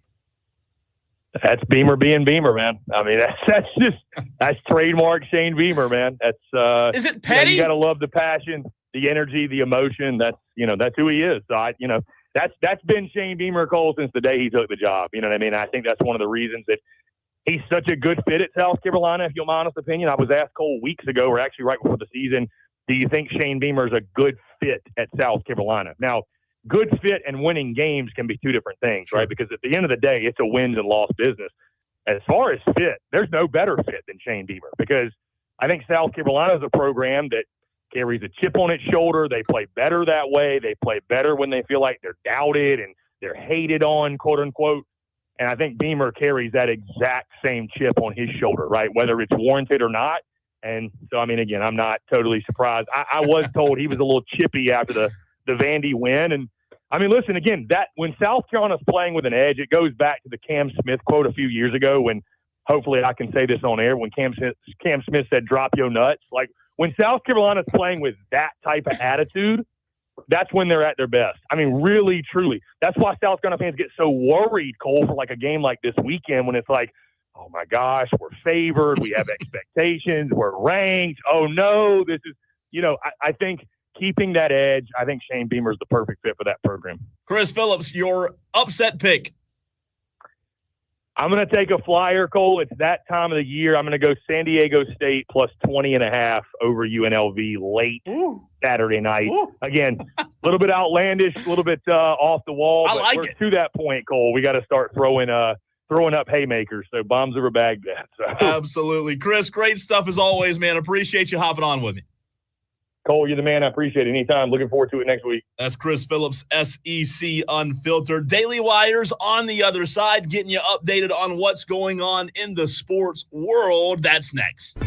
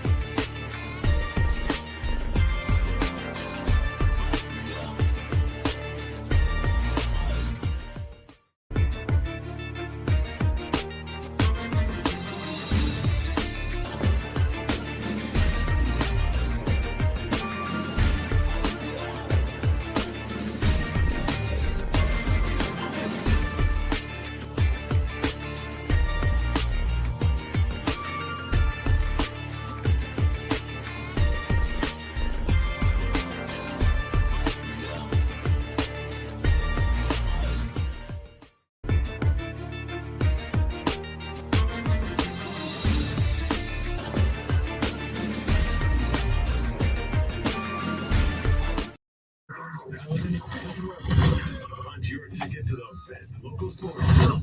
97.7 FM Greenville, 97.1 FM Spartanburg. Always streaming wherever you are on the Odyssey app. Upstate. Leave your namby-pamby sports takes at the door. Call in if you're man enough. 844 fan phone. This is Wire to Wire with Diesel and Cole Bryson on the. No Diesel today. He's on staycation this week. He'll be back on Monday, so you got me with you all week long as the Upset Picks Challenge is open. We're getting a lot of submissions in. If you have not done so yet, get yours in 71307. Start your text with the word fan. We need your name, your game, and the spread. It's an upset I can't talk all of a sudden. An Upset Picks Challenge brought to you by Ingles Markets, where you pick an underdog to win the game outright and text that to 71307. All right.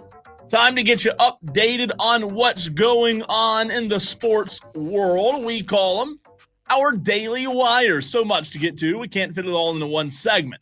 But last night in college football, I don't know how many of you Tolos watched the Maction last night. Buffalo defeated Ball State 51-48. Bowling Green defeated Western Michigan 31-13. And Toledo defeated Central Michigan 37-10.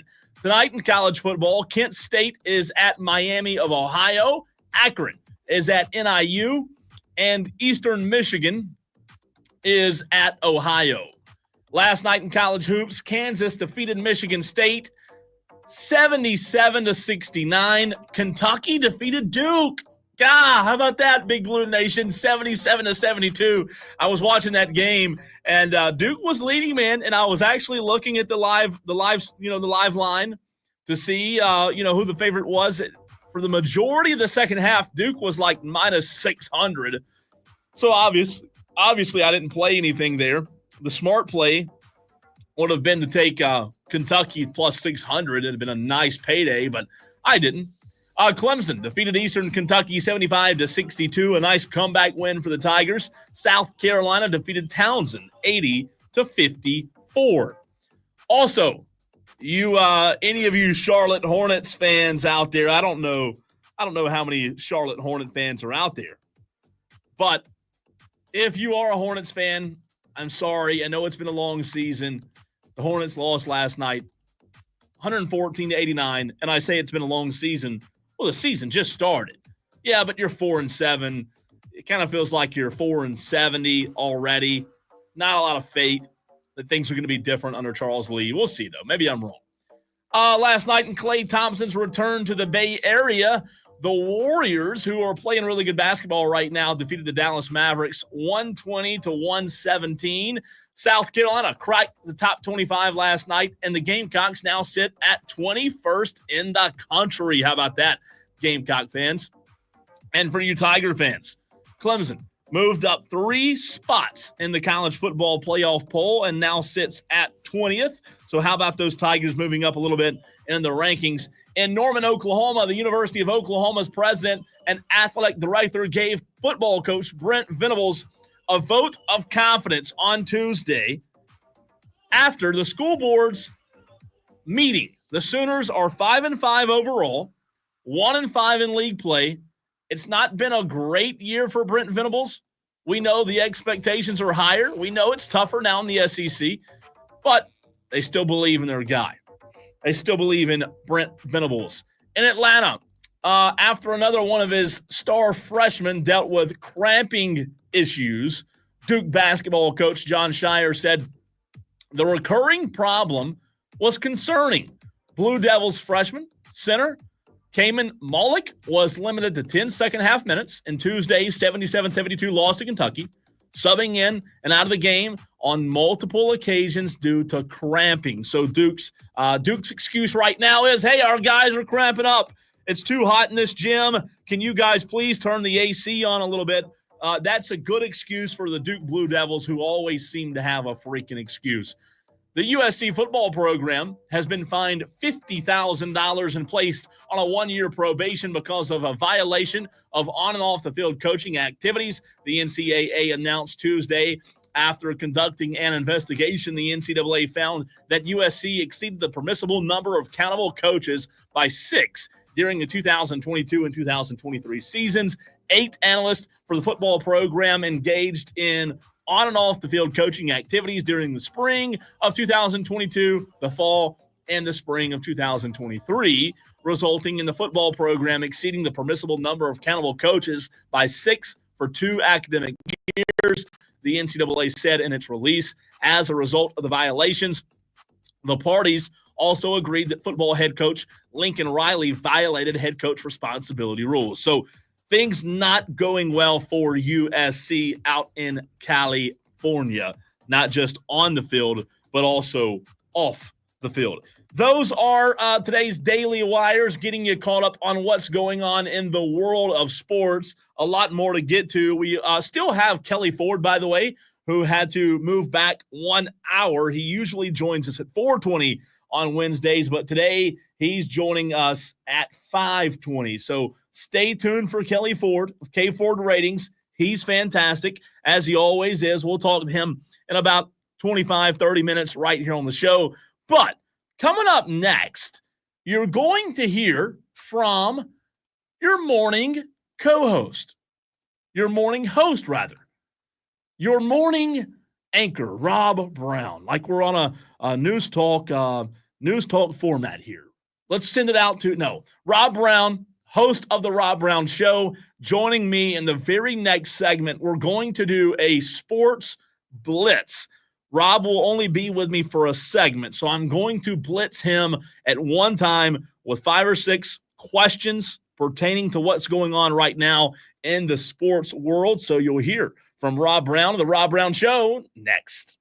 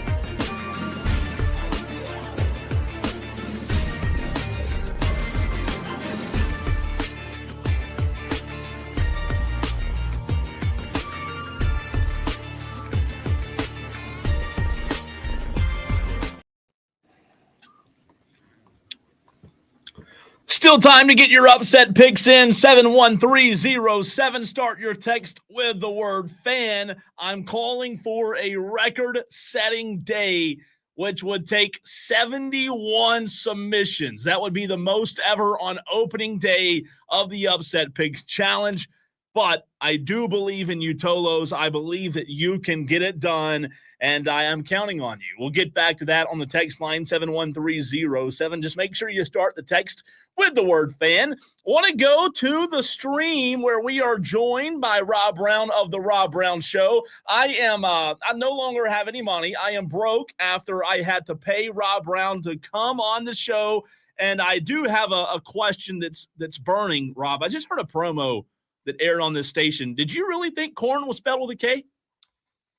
Okay, there's a whole story behind this, and I do want to point out that first and foremost, the band Corn is spelled with the K. You know the band Corn? That band is spelled with a K, and I thought that's what Lonzo was talking about. He was talking about regular old boring corn or colonels in the army, you know, like colonels marching like yes sir, no sir, colonel. So it was a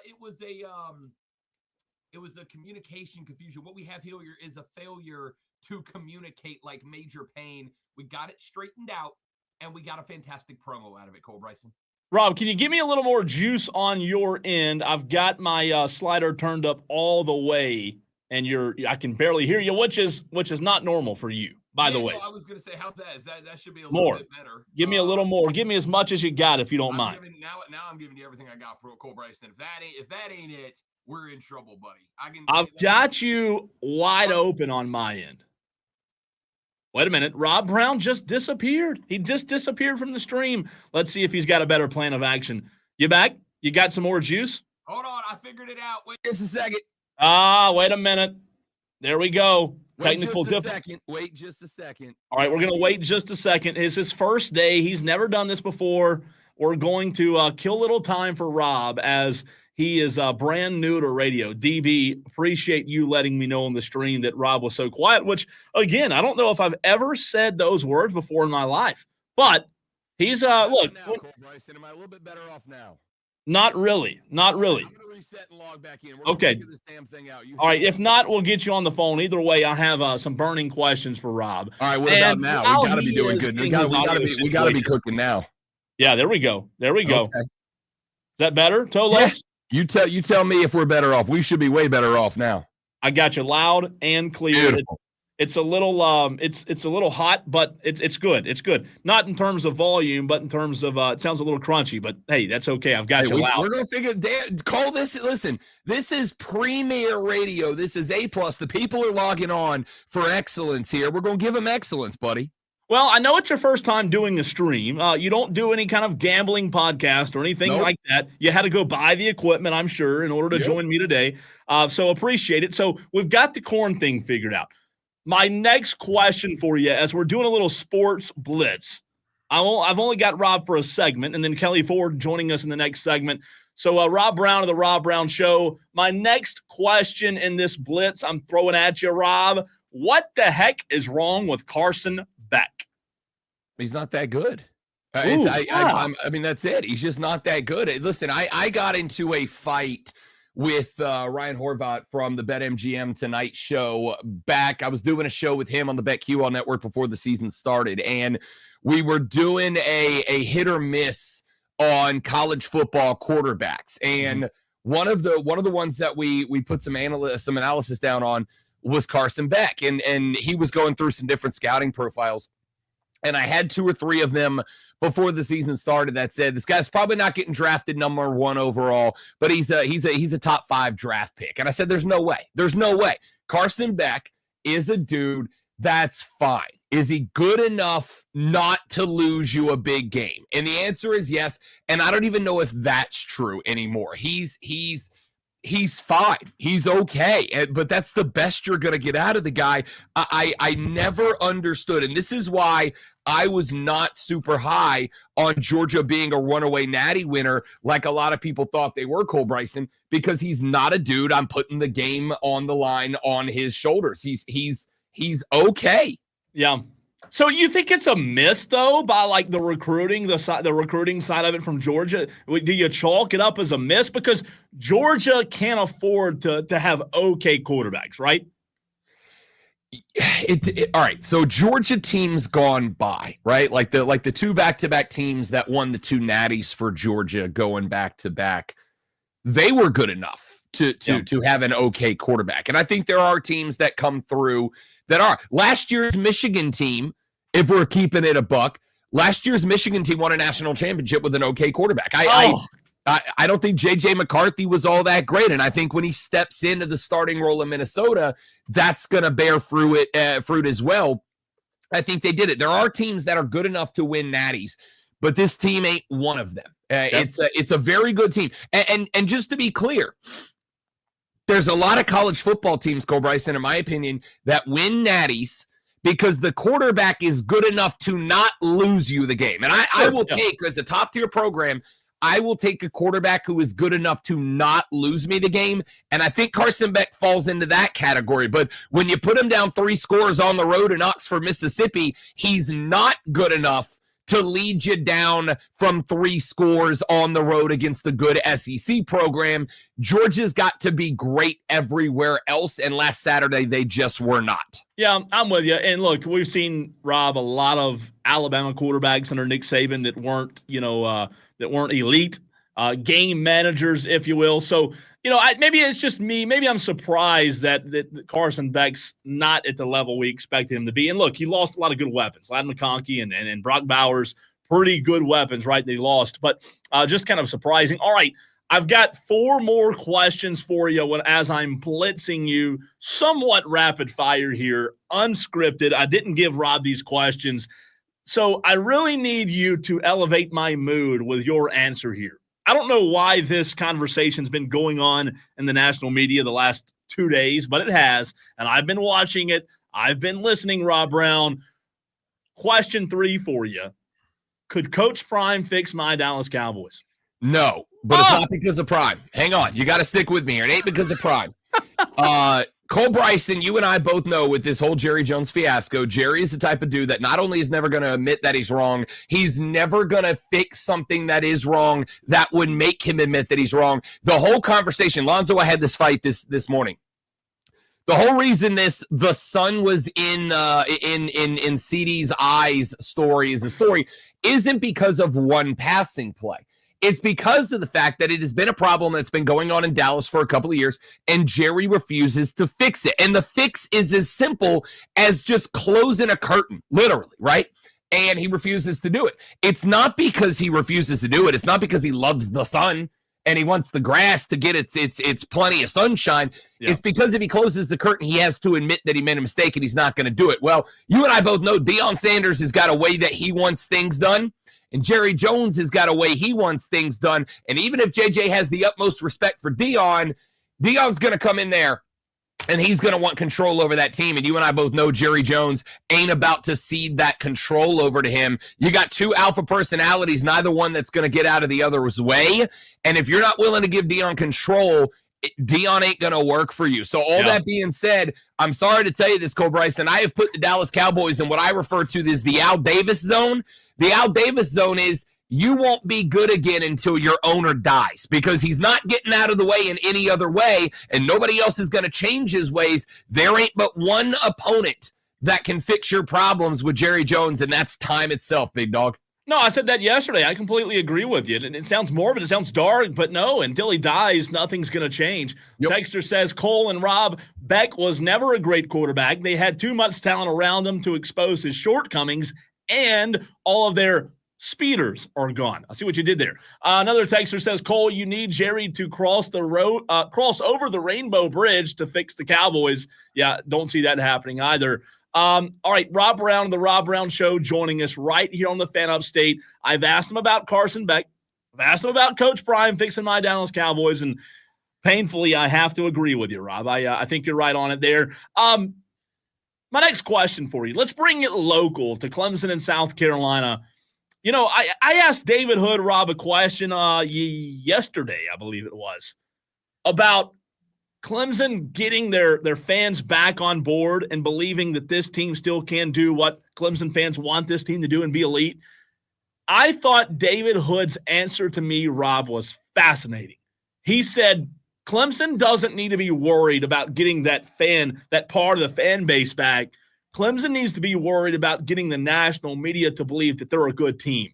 My question to you, do you feel like the national media is on the fence or convinced that Clemson is a good football team?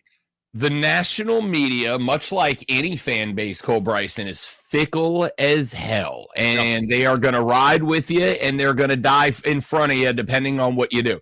I'm going to tell you what Clemson needs to focus on fixing. Them damn selves, buddy. That's it. I mean, that's all they got to worry about. If there's one coach in America that I think could give a crap less about what any narrative it is about them, their fans, their media, whatever, it's Dabo Swinney. And for many years, that was the best thing going for Clemson, and now it's actually one of the worst things going for Clemson, because you would like your head coach to be feeling the pressure from fans to do the portal and do the NIL and all these things we've complained about. And I know he's sick of hearing about those complaints, but those complaints are the complaints because that's the reason you're getting held back. You don't have the talent. You don't have the roster that you used to, because all those kids are going elsewhere and you're not supplementing. Nobody has ever said you got to stop recruiting high school kids and just go in the portal. Yeah. It worked for 1 year for Florida State, and look at them now. What everybody's saying is you got to use them to supplement the roster, and you ain't doing that. So I don't care about the media roster, the media narrative. I don't care about the fan narrative. I care about the team being fixed. The problem is what you need to be doing to fix the team, as Lane Kiffin pointed out on ESPN yesterday. We played that audio on my show this morning. If you are not taking advantages of the weapons that are in front of you because you don't like the weapon that's in front of you, somebody else is going to pick up that weapon and they're going to use it on you. Am I right, Rocket Sanders at the University of South Carolina? Oh, I'm with you.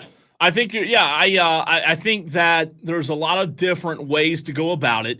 I talked about this yesterday as well. If you look at like SMU's roster, that's going to be one to circle to see if the Florida State, I don't want to say consequences, but SMU, Rob, if you look down their roster right now, it's transfer.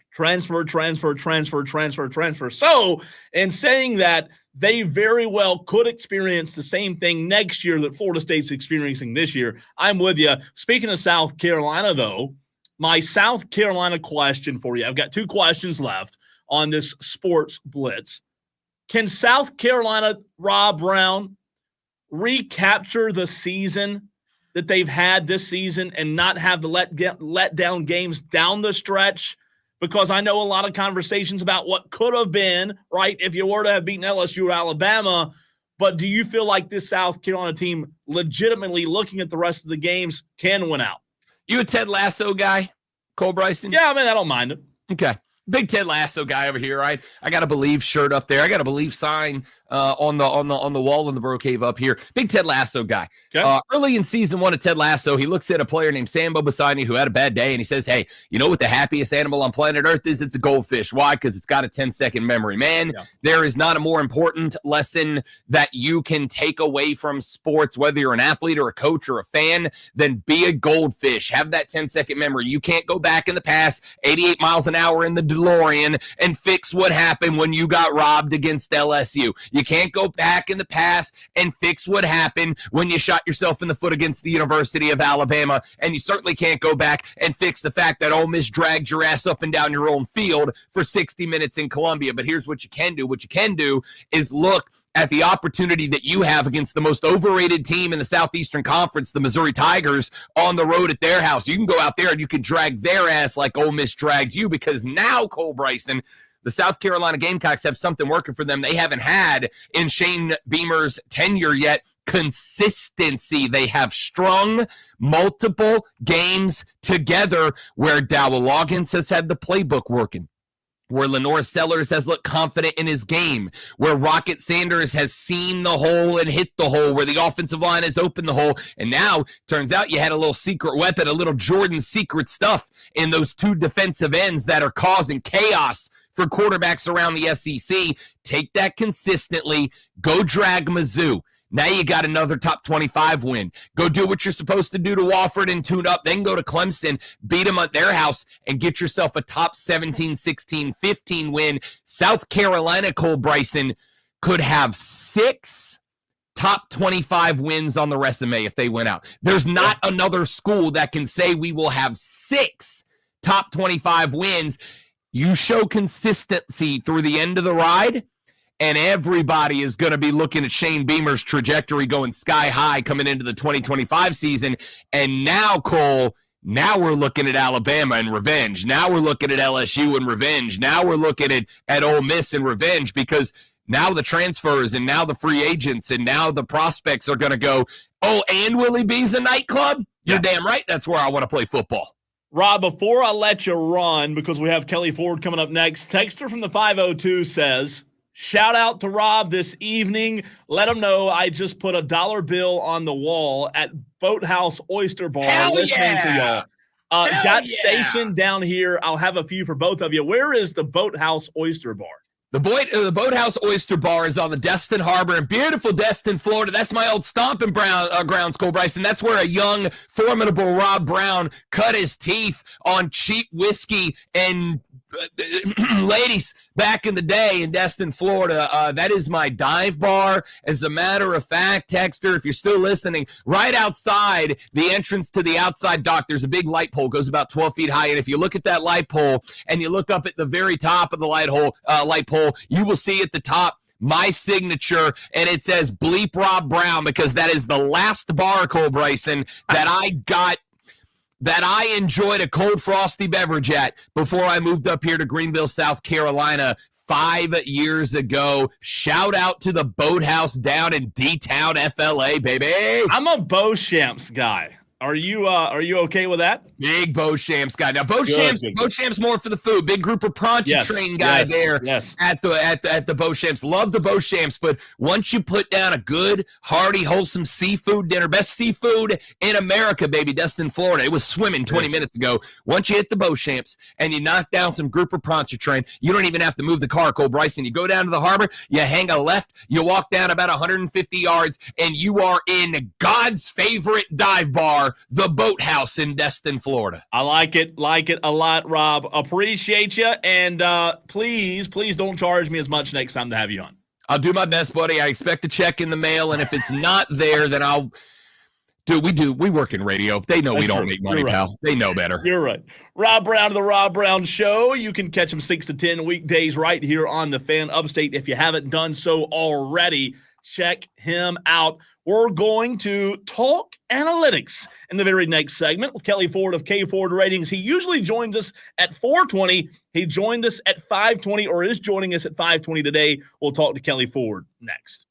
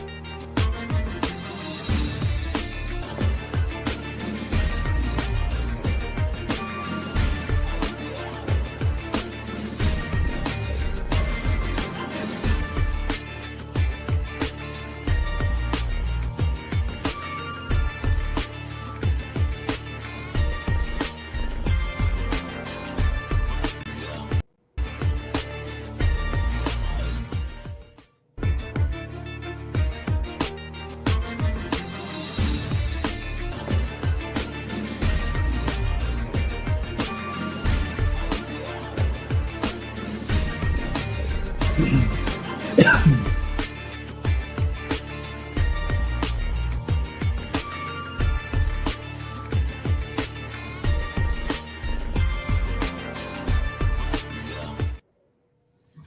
71307. Keyword fan. And connect with Diesel and Cole Bryson. Appreciate Rob Brown of the Rob Brown Show hopping in for a few minutes to chat it up with us, do a little sports blitz, but it's time to really get you educated on the analytics, the numbers of what Kelley Ford has to say. We bring in Kelley Ford of kfordratings.com. He joins us on Wednesdays during football season. Kelley, how are you, man? I'm doing well, Cole. Thanks for having me. Apologies, I don't have my normal audio or visual setup today. I'm on the road for work, but still excited to join and able to do it via video. Well, we'll give you a pass, okay? We'll give you a pass. No big deal, but don't let it happen again, right? No, all kidding aside, always appreciate you hopping on, Kelley. Look, I have seen a lot of Kelley Ford on Twitter these past few days. For those that don't follow you, number one, they need to. K Ford Ratings online, but on Twitter, absolutely phenomenal follow. It's also at K Ford Ratings. Tell me, Kelley, as well as the Tolos, what's been going on the last few days, maybe even over the weekend as well, with your 30 teams. I saw you did one like every single day almost, posting your entire team. Was that the most deserving rankings? Was that right? Yeah, so what I do every single Monday during the season, Cole, is I update my conference projections and team projection dashboards. Gotcha. And so, up until this week, every week prior to this week, I would post, almost every 15 minutes, teams 1 through 30 in my updated power ratings for that week. What I decided to do this week, instead of the updated K Ford power ratings, was let me just do last week's committee's top 25. Now, we know the top 25 was going to change, and it did change yesterday. But on Monday, I just said, hey, here's the dashboard for every single team the committee had ranked 1 through 25 a week ago. And that's what I decided to do because I thought people would want to see, number 25 at the time, Army, more than they wanted to see, a 4 and 5 USC that I do have it power rated in my top 30. Yeah, for sure. And for those out there that may be visiting your website today for the first time, Kelley, at kfordratings.com, when you click on the power ratings top 30, obviously your formula, your ratings are different than what was released last night. If someone went today for the very first time and saw these week 12 K Ford ratings, they would see Alabama at the very top at number 1. Can you explain why? Yeah, for sure. And so on that tab, again, that gets updated every Sunday. That tab is, what is the K Ford power rating model projecting? If two teams were to play tomorrow on a neutral field, what would my model make the projected spread? And so basically, that's what Bill Connolly's SP Plus is trying to do. Brian Fremeau's FEI, ESPN, of course, has the FPI. There are many power rating models out there. That's what mine is. I call it the K Ford ratings. Not very creative. I'm better with numbers than creativity. But that's what that is. And so what I'm saying is that, and let's use South Carolina as another team because I know that's of interest to a lot of the listeners. Alabama's at 28.1 power rated. South Carolina at 16.8. That is suggesting that my numbers would make Alabama about an 11 or 11.5 point favorite over South Carolina if they were to play on a neutral field. South Carolina is number 12 in my power ratings. Clemson is number 13. I would have it as about South Carolina minus half a point. Essentially a pick 'em. If those two teams were to play on a neutral field, of course they do play in just a couple weeks, but that's what the power rating tab is all about. If you're on the site for the first time, I would encourage you, especially this time of year, go to the projections tab. That's what I update every Monday, what we talked about, what I posted, the top 25 of the committee. But my favorite tab is actually, a lot of people like the CFP tab. It's the most deserving tab. So every single Tuesday, I update this, and what it's doing is looking at how much has every team achieved this year relative to what would be expected of a common teams if we viewed everybody's schedule through a common lens. And so that, to me, especially this time of year, is what's most important. It's what we really should be talking about, I believe.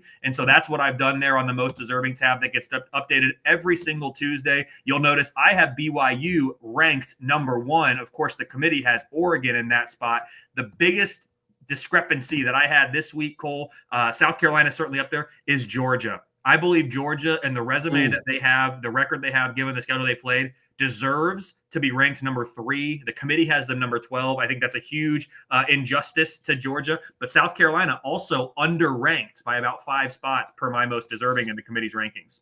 We're talking to Kelley Ford of K Ford Ratings. Check his website out, kfordratings.com. If you like numbers, if you like analytics, if you like college football, this site's for you. It is it's absolutely awesome. And I'm glad you mentioned Georgia. You have them underranked by 2 points. Kelley, Georgia has the toughest schedule in the country. I talked about this to open the show today. You mentioned where they're ranked outside the top 10. Why in your mind, why in the formula's mind is Georgia so far underranked? Yeah, and I have them underranked by 9 spots. I think 9 they should spots. be. Wow. I think they should be number 3 in the country based on their resume. And yes, a 2-loss team that I have them ahead of the 1-loss Ohio State, Penn State, the undefeated Indiana, the 1-loss Miami, Tennessee, Texas. I have them ahead of Ole Miss, a team that they just lost to, and certainly the Alabama team too. So why do I think they should be there? If you go to the projections tab and you go to the Georgia team page, and you can just see the teams that Georgia has played this year from a power rating standpoint. And that's how I think we need to be giving credit for resume building. It's not about the number of ranked wins you have or your record against the committee's top 25 or your wins against 500 or better teams. Those are horrible ways to judge a team's resume. And in the year 2024, quite honestly, it's unacceptable that is how a lot of these points are being made by the decision makers on the selection committee. It's borderline embarrassing that's how our current process to decide the playoff field is dictated. If we look at Georgia's opponents' power ratings, Georgia has had to go on the road to play 3 of the top 4 power-rated teams in the entire country. And if you want to quibble about, a couple spots here or there, fine. The reality is Georgia has faced 3 of the top, at worst, 6 or 7 teams in the country, all away from home, not to mention they're getting ready to play another top 10 power-rated team at home. That's not built into the most deserving just yet. It will be after this weekend. They faced Clemson, who I have in the top 15 power rating away from home at a neutral site. You've got Kentucky on the road, who's in the top 40. Auburn at home is a top 40 power rated team. Florida at a neutral site. Georgia's schedule is so ridiculously difficult. And the fact that the committee is, in my estimation, just counting losses and saying, nope, you have 2 losses. You're going to be behind a couple teams that beat you. To me, it's not fair. It's not how we should be doing it. And I cannot believe that someone from the Midwest who went to a Big Ten school and roots for a Big Ten team, is having to defend Georgia, the 2-time national champions in the last 3 years. Like, this is mind-blowing to me, but that is where we are today. And I believe it's a huge injustice, not just to Georgia, but to anybody out there who plays a difficult schedule like South Carolina and is being disrespected because they have a couple extra losses. They really don't, because given the schedule they played, we would expect these teams to have the records that they do, or maybe even worse, honestly. Kelley, I'm with you. I echo everything you just said, and I want to ask you a question that one of our Tolos asked me earlier today about the way that the committee puts these rankings together. And I know you and I aren't in those rooms, but the question that was asked, and I want to hear your opinion on this, when these rankings came out last night, are these the best teams or are these the most deserving teams in your mind?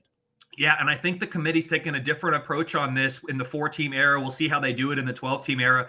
The data points, it moves. The goalposts move, I would say, Cole, from the time the first rankings are released to the end of the season. And quite honestly, what I think the committee has done is, in the past, taken the, quote, best of the, quote, most deserving. So you have this group of deserving teams. And your definition of deserving is going to vary from person to person on the committee, and certainly, nationally with media hosts and college football fans like us. So that varies already. But then you have this arbitrary cutoff of who's deserving and who's not. They then, from that group of deserving, take the best teams. And so if we're looking at the committee's rankings, and I'm just pulling them up here, I usually have multiple screens. I don't being on the road. But if we're looking at the committee's rankings, Oregon's a good team and they're also deserving. They're undefeated. Ohio State, certainly a good team, and they are deserving to a degree. They've got a great win against Penn State. But I have Ohio State number 5 in my most deserving rankings. Texas is a really good power-rated team. Yeah. Texas does not have a good resume. Like who is Texas's best win?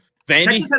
Texas has played one really good team, and they got beat by 15. And quite honestly, it was worse than a 15-point game. Like the final score was 15, but it was worse than that. Why is Texas number 3?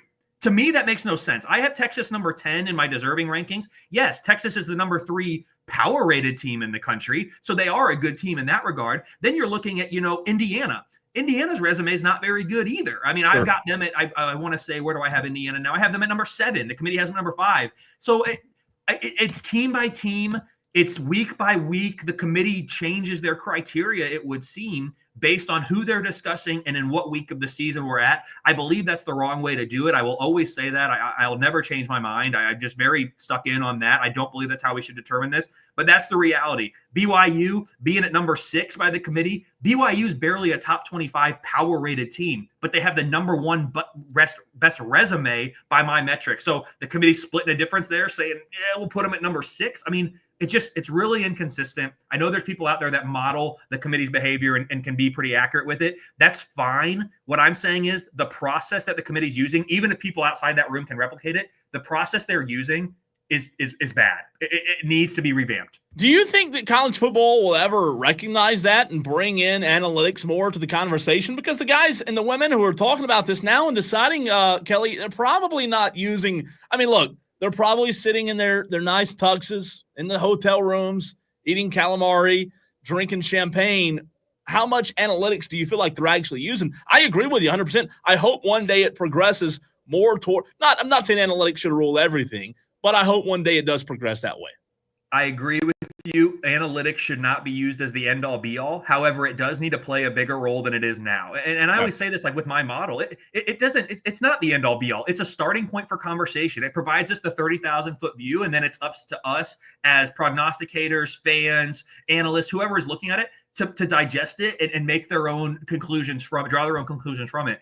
So yeah, I do believe that there is a place in the future where analytics can continue to evolve and be a part of the conversation at a more detailed level. Because right now they'll say they use analytics, and analytics is such a broad term that I'm not going to fight them on that. Sure, you're looking at numbers. I don't believe they're looking at the right numbers. And please don't take that to be like, oh, Kelley just wants them to look at his numbers. No. I want the committee to look at resume-based metrics like ESPN strength of record, which is a part of their team sheet, which is great. But you can have Kelley Ford's most deserving. You can have Bill Connolly's resume SP+.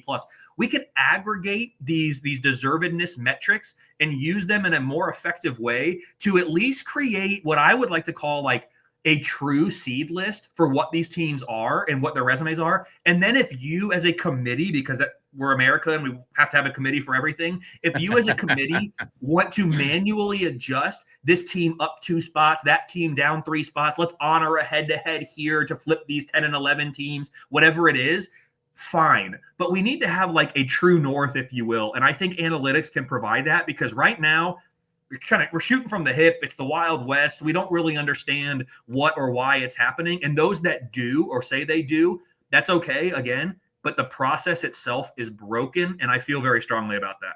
Kelley Ford, K Ford ratings. Kelley, Clemson fans out there listening, can you give them any analytical hope that some way, somehow, they can back themselves into an ACC championship appearance? Yeah, so I mean, Clemson fans, and I'm not prepared to speak to all the tiebreakers and all of that here on this call. However, now that SMU is still undefeated, Miami's got 1 loss, Clemson has the 1 loss, all in conference play, I should say. So it really is those 3 teams for those 2 spots. And so if I look at Clemson and what they have left with Pitt, the Citadel, which isn't going to move the needle, but then South Carolina, like Clemson has 2 opportunities left, and Pitt's fallen recently here in the last couple of weeks, so that's hurt Clemson's chances to move up. But Clemson has in front of them still, especially with South Carolina, really good opportunities to impress the committee. So whether or not they get into the ACC championship game, I believe that a 10-2 Clemson team would have a resume that would merit consideration in that at-large conversation. Certainly if Clemson gets to Charlotte and wins that game, obviously they're in and they're likely going to be a top 4 seed and get a bye.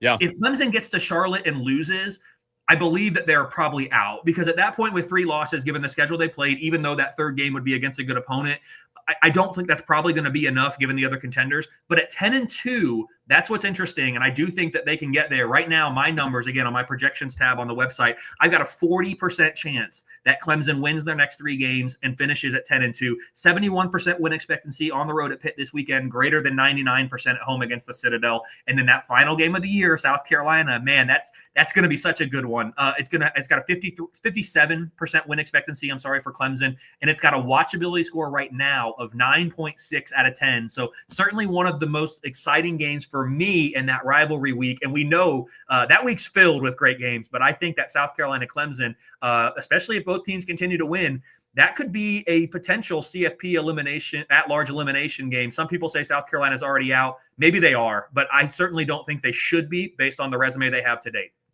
Kelley, before I let you go, speaking of South Carolina, we were doing this earlier in the show, looking at South Carolina versus, and I know I'm going to put you on the spot here, and if you can't fully answer it, it's okay, but looking at South Carolina and how they would match up against the top 10 teams, because as I go through them, Kelley, you look at Alabama. They went toe-to-toe on the road with Alabama. I think they'd beat Notre Dame. They'd Miami. Their defense would give them a chance. I think they'd beat BYU, Indiana, Penn State, Tennessee. I think there's a winnable game for South Carolina. So Gamecock fans feel good about where they're headed and how they're playing. Obviously, as we've talked about a lot, the losses against LSU and Bama have really hurt their playoff chances. But do you have any data on how they would stack up against teams in the top 10?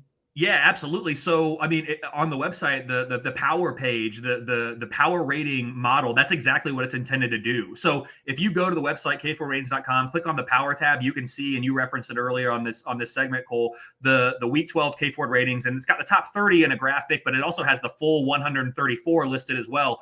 What my model suggests is that on a neutral field, South Carolina would be an underdog against only 11 teams in the country. I'll quickly give you the list of teams. The list of teams that South Carolina would be an underdog on a neutral field against, per my model, going from biggest underdog to smallest underdog. Alabama, my numbers, again, would make it about 11.5 points, Alabama favorite. Then Ohio State, Texas, Ole Miss, Georgia, Notre Dame, Oregon, Tennessee, Penn State, Miami, Indiana. That is the list of teams that right now, today, if they were to face off against South Carolina, my model would favor against the Gamecocks on a neutral field. Every other team in the country, my numbers right now would favor South Carolina on a neutral field against those teams. And that does include, teams the committee has highly ranked, like a BYU, like an SMU who's up in there, like a Texas A&M who's around that conversation.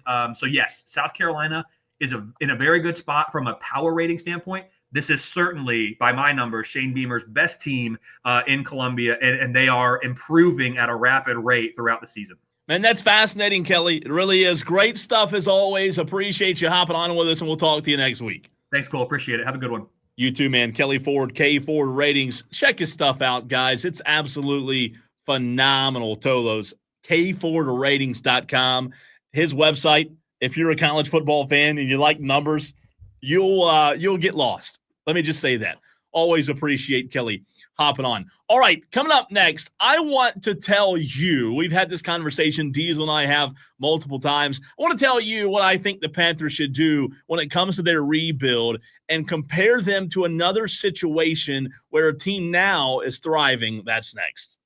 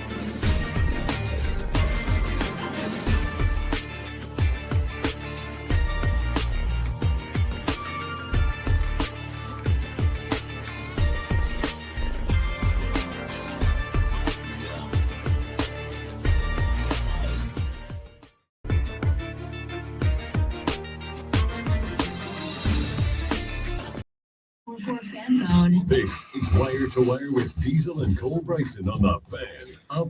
So we were having a conversation a few weeks ago about the Carolina Panthers and what they should do when it comes to their rebuild. I don't know how you want to use that term, if you want to put it in air quotes.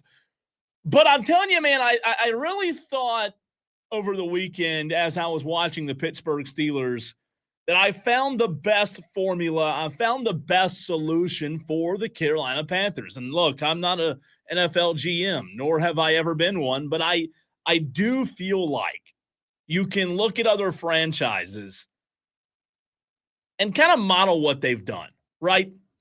So here's what I mean. The Carolina Panthers are in a limbo right now on if they really try to move off of Bryce Young, go find their quarterback of the future, or do they build the team around what they have, and one day when they get the guy that's right, that they feel like can take them to where they need to get, or where they need to be rather, whether that be Bryce Young or someone else, you've got a solid team there. So here's what I was looking at. The Pittsburgh Steelers. They had a really good quarterback for a really long time in Ben Roethlisberger, right? Big Ben leaves Pittsburgh, and what happens? Well, Mike Tomlin, who's a really good coach, who's never had a losing season, he keeps the Steelers afloat. Do they make it all the way to the title game? No. But post Big Ben, the Pittsburgh Steelers, they were competitive. They had dudes. It was always fun to watch, them in Baltimore, the rivalry games that they have. And fast forward a few years later, and the Pittsburgh Steelers have got a guy.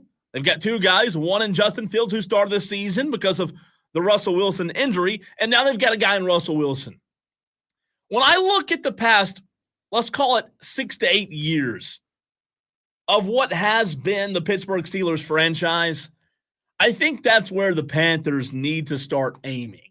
I think the Panthers need to start modeling their next few years after what Pittsburgh has done. Now, Mike Tomlin's not on that sideline in Charlotte. We know that. And that's not a slight to Dave Canales, because I think Dave Canales is a good coach. Is he Mike Tomlin? No. But what Pittsburgh has shown me is, instead of putting all your chips in tanking to find the right quarterback, which is a really high-risk scenario, how about build a really good football team? How about build a good football team that has a good defense, has a good running back? Every year you add pieces and pieces. Your goal is to be competitive. Your goal is to be able to feel like you can win games on any given Sunday. The Pittsburgh Steelers did that. And now what happens is you plug in a Russell Wilson who has kind of made me eat crow the last couple of weeks. I didn't think he would look this good. But you plug in a guy in Russell Wilson or Justin Fields, and guess what? Pittsburgh Steelers are 7-2. The Steelers are 7-2 after building a really good team, being patient, trusting the process, keeping their really good head coach. And then when the right quarterback came along, guess what? You've got a chance. You're a contender. You feel like you can make a run to the Super Bowl because of the team you have and the quarterback you have in the system. So if you're the Carolina Panthers, and we have this conversation about look, they don't have to tank. They're not going to win many more games. Should they get a quarterback? Do you go after Quinn Ewers? Do you look at Shedeur Sanders? I believe the best plan going forward for Carolina is to keep Bryce Young. Keep Bryce Young. Don't pay him a lot. Let me put it in, let me back up. Don't overpay him. Don't get yourself in a situation where you're overpaying for talent at the quarterback position. Keep Bryce Young. Keep a pretty good backup, right? There are a lot of good backups out there. But keep him and build, and then build. And then just continue to lay those blocks. Keep building, keep building, keep building. Add pieces, add more pieces. And then I believe the Carolina Panthers, I don't know, 3 to 6 years from now could be in a spot where they feel like if they have the right guy at quarterback, they can be a contender again. I just don't like the risk that's involved with selling out, selling your soul, and trying to go find the franchise guy. What do you think? Let me know, 71307. Start your text with the word fan. We're going to get back into the upset picks. We've had a lot come in. We still need yours. That's next.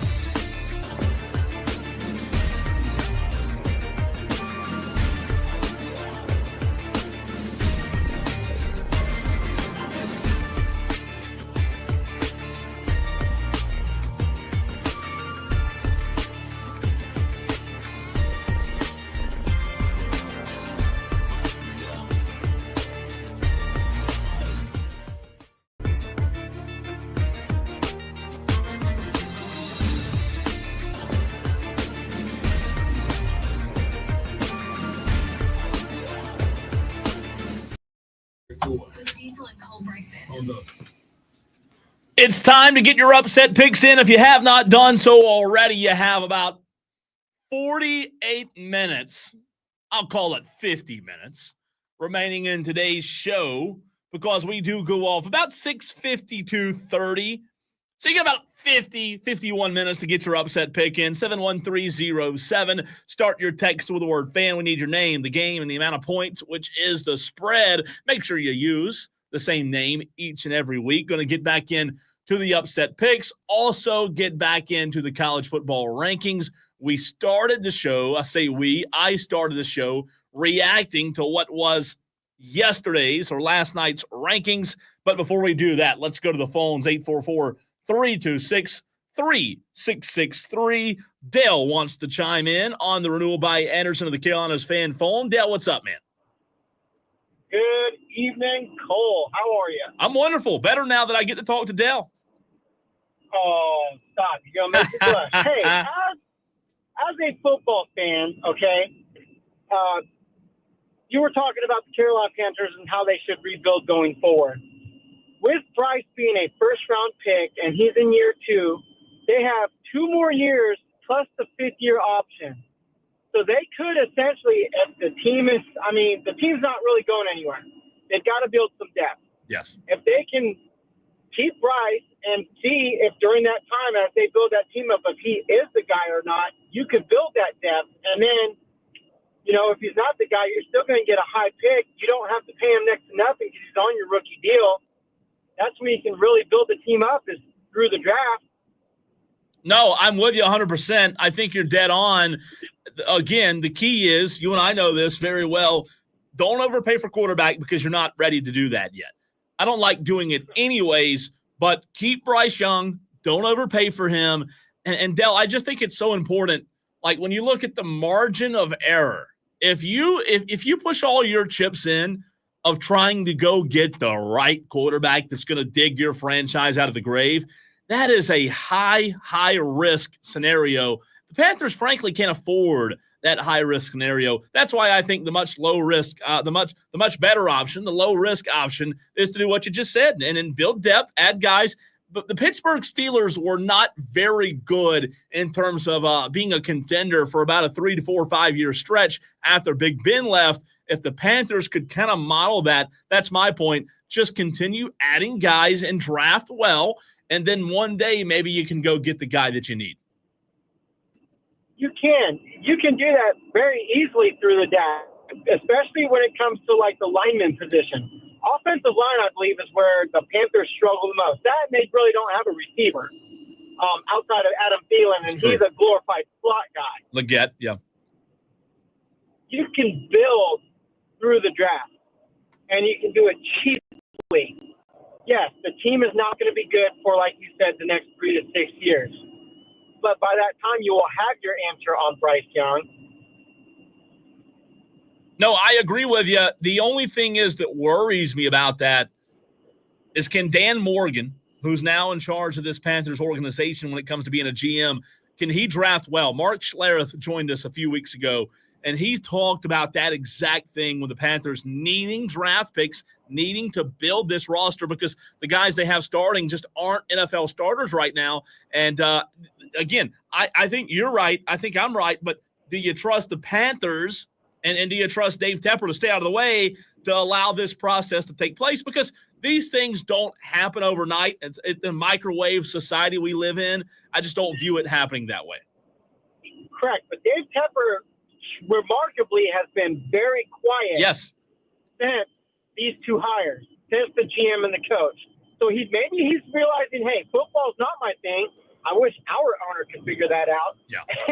And start doing it from the side. Hey, here's the check. Here's what you got to do. Go get me a winning product. You have such and such a deadline to do it. 3 years as a fan, yeah, it's tough to watch. But you know what? If you can get to that window where for 10 to 12 years, you're perennially in the playoffs, you know you're going to be a playoff team, it's worth the 3-year struggle. Sure. Absolutely is. Dale, always appreciate the call, man. Good to hear from you. Yes, sir. Thank you. 844-FAN phone, 844-326-3663. That's the way you can get in touch with the show and chime in on the conversation. Also, the text line's open for you as well, 71307.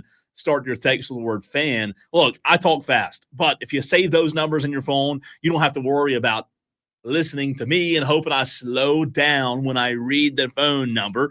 Like I've heard many of you say before, 844-326-3663. How's that? Is that good? Save that number in your phone, the Fan Upstate. That way you have it. Also, you can say the Fan Upstate text line, 71307. A loaded show we've had for you today. I want to remind you, if you've missed any of it, make sure you download the free Odyssey app, AUDACY. Again, that's AUDACY. You can go back and listen to anything that you've missed on the app with the rewind feature. You can send voice notes to the show. So many things you need to do. Just make sure you're not neglecting the opportunity to be really engaged and rewind anytime you want to with the free Odyssey app. All right, back to the upset picks. We have had a good number of entries come in today. Not as many as I've called for, not enough to break the record. We've had a good number, though. Right now, we're at 43 based on my calculations. So if we want to break the record, we would have to have an all-time surge here in hour number 4, and we would need 28 Tolos to get their submissions in this final hour, which is a big ask. I get that. I said ask. Get your head out of the gutter. I understand that 28's a lot, but we can make up tomorrow. We can make up tomorrow and Friday. Just don't wait till the last minute. I know a lot of Tolos sometimes wait to get their upset pick in. Try to get a little more information on the games, do a little more research. That's okay. Just don't wait too late. That way you don't forget about it. All right, let's look at some recent submissions that have come in. Also, if I don't read yours, that doesn't mean I didn't get it. I just have not had a chance to get to all of them. Mark L.O. Duck says, give me San Jose State plus 13.5 over Boise State. Dan B. is taking, another Tennessee-Georgia game? Another Tennessee-Georgia selection, DB? By the way, DB, give him props. He does a fantastic job organizing this contest, this challenge, rather, brought to you by Ingles Markets. And DB wants Tennessee plus 10 versus Georgia, them dogs. We've had several of those already on today's entries. Mike Main says, Cole, give me Pitt plus 10 over Clemson. Clemson is cooked, says Mike Main. A bold statement there, Mike. Hope you're wrong, but we shall see. Look, they didn't look impressive to me in the first half. Okay, I'm not going to lie. I watched the game Saturday, as I'm sure a lot of you Clemson fans did, and South Carolina fans as well. Clemson didn't look good in the first half. I was very, very uninspired by what I saw. So Mike Main getting his upset pick in. Boiling Springs Dave says, give me Northwestern plus 28.5 over Ohio State. Boiling Springs Dave, appreciate the upset pick, as well as appreciate you listening to the show and being a toe low. All right, let's see what else. On the text line, 71307, keyword fan. Also, Tolos. Let me say this real quick. I saw a few of you Tolos earlier. Give your upset pick on the stream. And no. We don't do upset picks on the stream. So if you're watching on the stream, which there's 152 of you watching right now, Twitter, Facebook, and YouTube, you can get your upset pick in, but just don't do it on the stream. Don't do it in the chat. Do it on the text line, because that's where we get the official submissions from. Chris Arnett says, give me Tennessee plus 10 over Georgia. Yet another Tennessee-Georgia submission. Just Jess, the wonderful wife of DB, says, taking Mizzou plus 12 versus South Carolina. Woo! I don't know. That's risky. Syracuse. Big Mick wants Syracuse plus 7.5 versus Cal. This comes from Tolo Big Mick. Appreciate the heck out of you. Let's see. Leprechaun Lyman. Text in. We did not get a call from Leprechaun Lyman. It's been a few weeks since we've been graced by the presence of the Leprechaun, but Leprechaun of Lyman chiming in on the text line and says, give me Nebraska over USC plus 9.5 points. Leprechaun of Lyman, I don't hate that pick. I really don't. It's an interesting pick. USC, they just have not been the team this year that a lot of people thought they would be. Scotty from BMW. He chimes in on the text line 71307 and says, Missouri plus 12 to upset the Gamecocks. It's about time for the South Carolina Chickens to lose. Scotty from BMW says, JC wants Tennessee plus 11 over Georgia. Scotty Mack also in the same boat as JC, wanting Tennessee plus 10.5 over Georgia. Reed Atkins says, I'll pick Missouri plus 12 to beat South Carolina. Ben in Simpsonville says, upset picks challenge week 12, Arkansas plus 16.5 over Texas. That's bold, Ben. That's bold. I like it, though. I like it. Let's see what else. PEZ68 wants Kent State plus 30 points. Is that game tonight, by the way? I think that game is tonight. Somebody else also took that. Let me look. Kent State, is that Miami? Yes. Kent State versus Miami of Ohio. That game comes on in 50 minutes from now. Miami of Ohio is favored by 30.5 points. Kent State's 0-9. Miami of Ohio is 5-4. Also tonight, Akron versus NIU and Eastern Michigan versus Ohio. So 3 games going on tonight in college football, but that Kent State Miami. Look, I would love 30.5 points, but I just don't know if I have much confidence there. But I might as well. I've been terrible in the challenge. All right, where was I? Oh man, I lost my spot, Tolos. I lost my spot. Oh, here we go. Tolo Steve. Tennessee plus 10.5 over Georgia. That is, if I'm not mistaken, that is the most popular pick as of right now in the Ingles Upset Picks Challenge. Tennessee over Georgia, 10.5. Jersey Joe chimes in, says, give me Pitt getting 10 from Clem Zucks. Tell us how you really feel, Jersey Joe. John Corley, Wake Forest plus 11.5 over North Carolina. Ty and Taylor's wants Missouri plus 12 versus South Carolina. Lyman Robb says give them Mizzou over South Carolina plus 12.5. How about that? Another one, Matt M. and Gaffney. Good to hear from you, Matt M. Kent State plus 30. Another one. Kent State plus 30.5 over Miami of Ohio. Very bold, very, very bold there, Matt M. and Gaffney. Michael in Simpsonville wants Pitt, Clemson, Pitt plus 10. Greenville Gamecock wants Pitt over Clemson plus 10 as well. And I believe that's most of them. I believe I have read most of, if not all of, the upset picks on air for you Tolos out there. But continue to get those in. 71307. Start your text with the word fan. Texter asks, why doesn't Alabama Mercer have a line? Is there still not a line on that game? Well, Mercer is probably the reason for that. You're right. There's not a line on that game. According to ESPN.com, there's not. And you know what? Today's Wednesday. Yeah, if there's not a line on it now, probably won't be. Probably won't be. So, yeah, you can't pick that one if it doesn't have a line on it. And what are they like? The Southern Conference? Yeah, they're in the SoCon, right? Mercer? I think Mercer's in the SoCon. Maybe that's why. Maybe that's why Forrest, who texted that in, he does get his upset pick in. Forrest does. Nebraska over USC. Okay, I'm going to put that on the sheet, Forrest, so your entry is official.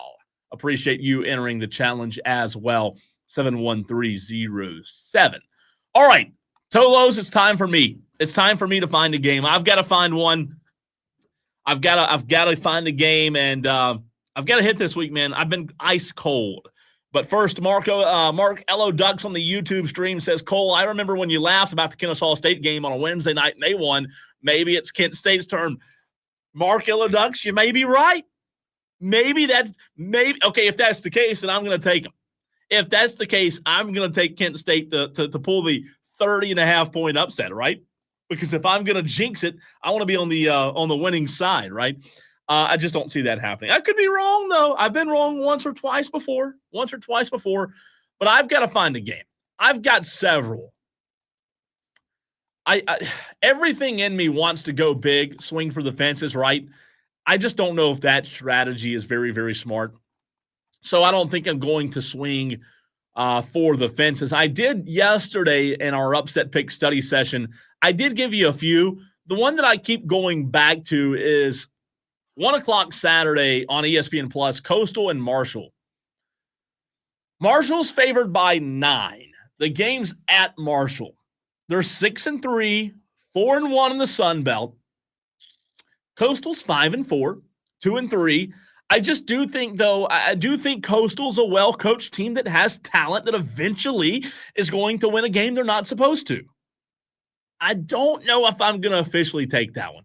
I may have to wait until tomorrow for my upset pick. I like that one. I like it. I really do. 9 points. It doesn't get me where I need to be in the upset picks challenge, but a win's a win, and I would obviously take 9 points because I desperately need it. If you want to see where you are in the upset picks challenge, you can do so at the Fan Upstate. Twisted Whisker leads the pack right now. Noel sits at second, John Dong at third, Reed Atkins at fourth, Joe D in fifth, Amazon Guy. Oh, I'm sorry. Let me back up. Reed Atkins and Joe D are tied for fourth. Justin L is in sixth. Amazon Guy 7th. Billy Horn 8, Jake Crane 8 as well. T-Ray 10, Roger Carper 11, tied with Notre Dame Nate. Greenville Gamecock 13, the Clemson Oculus 14, Mike Main 15. Shout out to Brendan Gosnell at 16, Scotty Mack at 17, Buckeye Bryan at 18, John Corley at 19, Josh Pate at 20, CJ from Greer 21, Reese Davis 22, Bomo 23, Nick Saban 24, and rounding out the top 25 is the one and only Diesel, who has 25.5 points. Congratulations to him. And let's see, if you want to find your boy, you've got to click on this. Unfortunately, you have to click on the second page.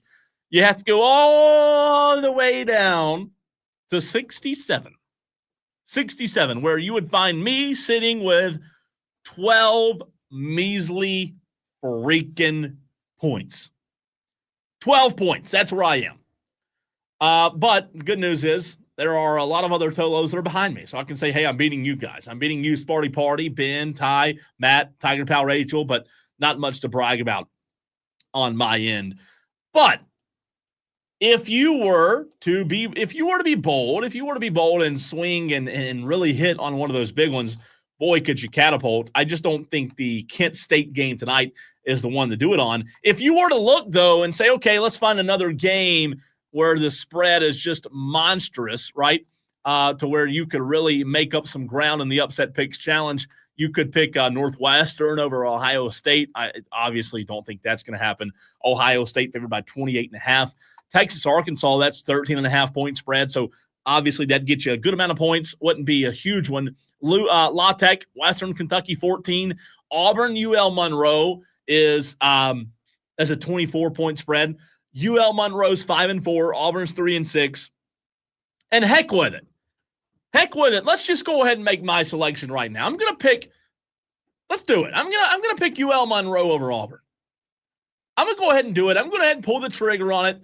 I'm going to swing big for the fences here. I'm not going to pick Coastal. Not enough points there for me to be interested in. So I'm going to swing big, swing for the fences. My upset pick officially in Saturday at 12:45 in Jordan-Hare Stadium. UL Monroe plus 24 to defeat Auburn. That's my upset pick. UL Monroe, let's freaking go. I don't even know what your mascot is. What's UL? Somebody on the text line. UL Monroe. Diesel is the best at mascots. Are they the Raging Cajuns? Diesel's not here. Oh, no. I'm sorry. I got that mixed up with the other Louisiana school. UL Monroe is the Warhawks, right? Warhawks. I don't know if I like that or not. So I'm picking UL Monroe over Auburn. They have not been impressive. Mark L.O. Ducks on the stream does confirm they are the Warhawks. Mark L.O. Ducks, let's go Warhawks. I've never in my life pulled for UL Monroe, but by God, I'm pulling for them this weekend. Beat freaking Auburn. All right, our interview from earlier with Chris Phillips of SEC Unfiltered. That's next.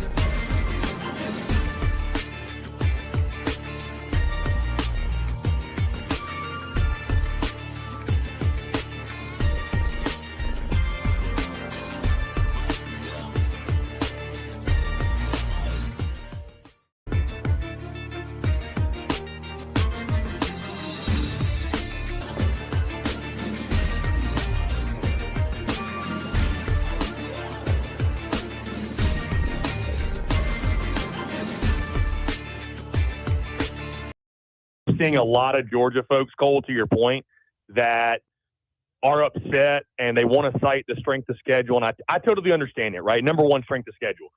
But here's the thing, Cole. It's not just about resume, which they've lost 2 games. I was there in person, witnessed them get thrashed by Ole Miss. I haven't seen a Georgia team dominated like that in quite some time. But it's also eye test, Cole. And to that point, listen, their schedule's really tough. I totally get it and understand it. They've looked bad all year against everyone they've played. Like, not just Bama, not just Ole Miss. How about Florida, who's not very good?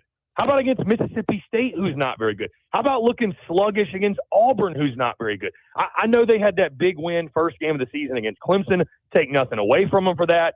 But it's got to be some eye test, too. Here's the thing, Cole, and I know I'm getting a little bit of a tangent here.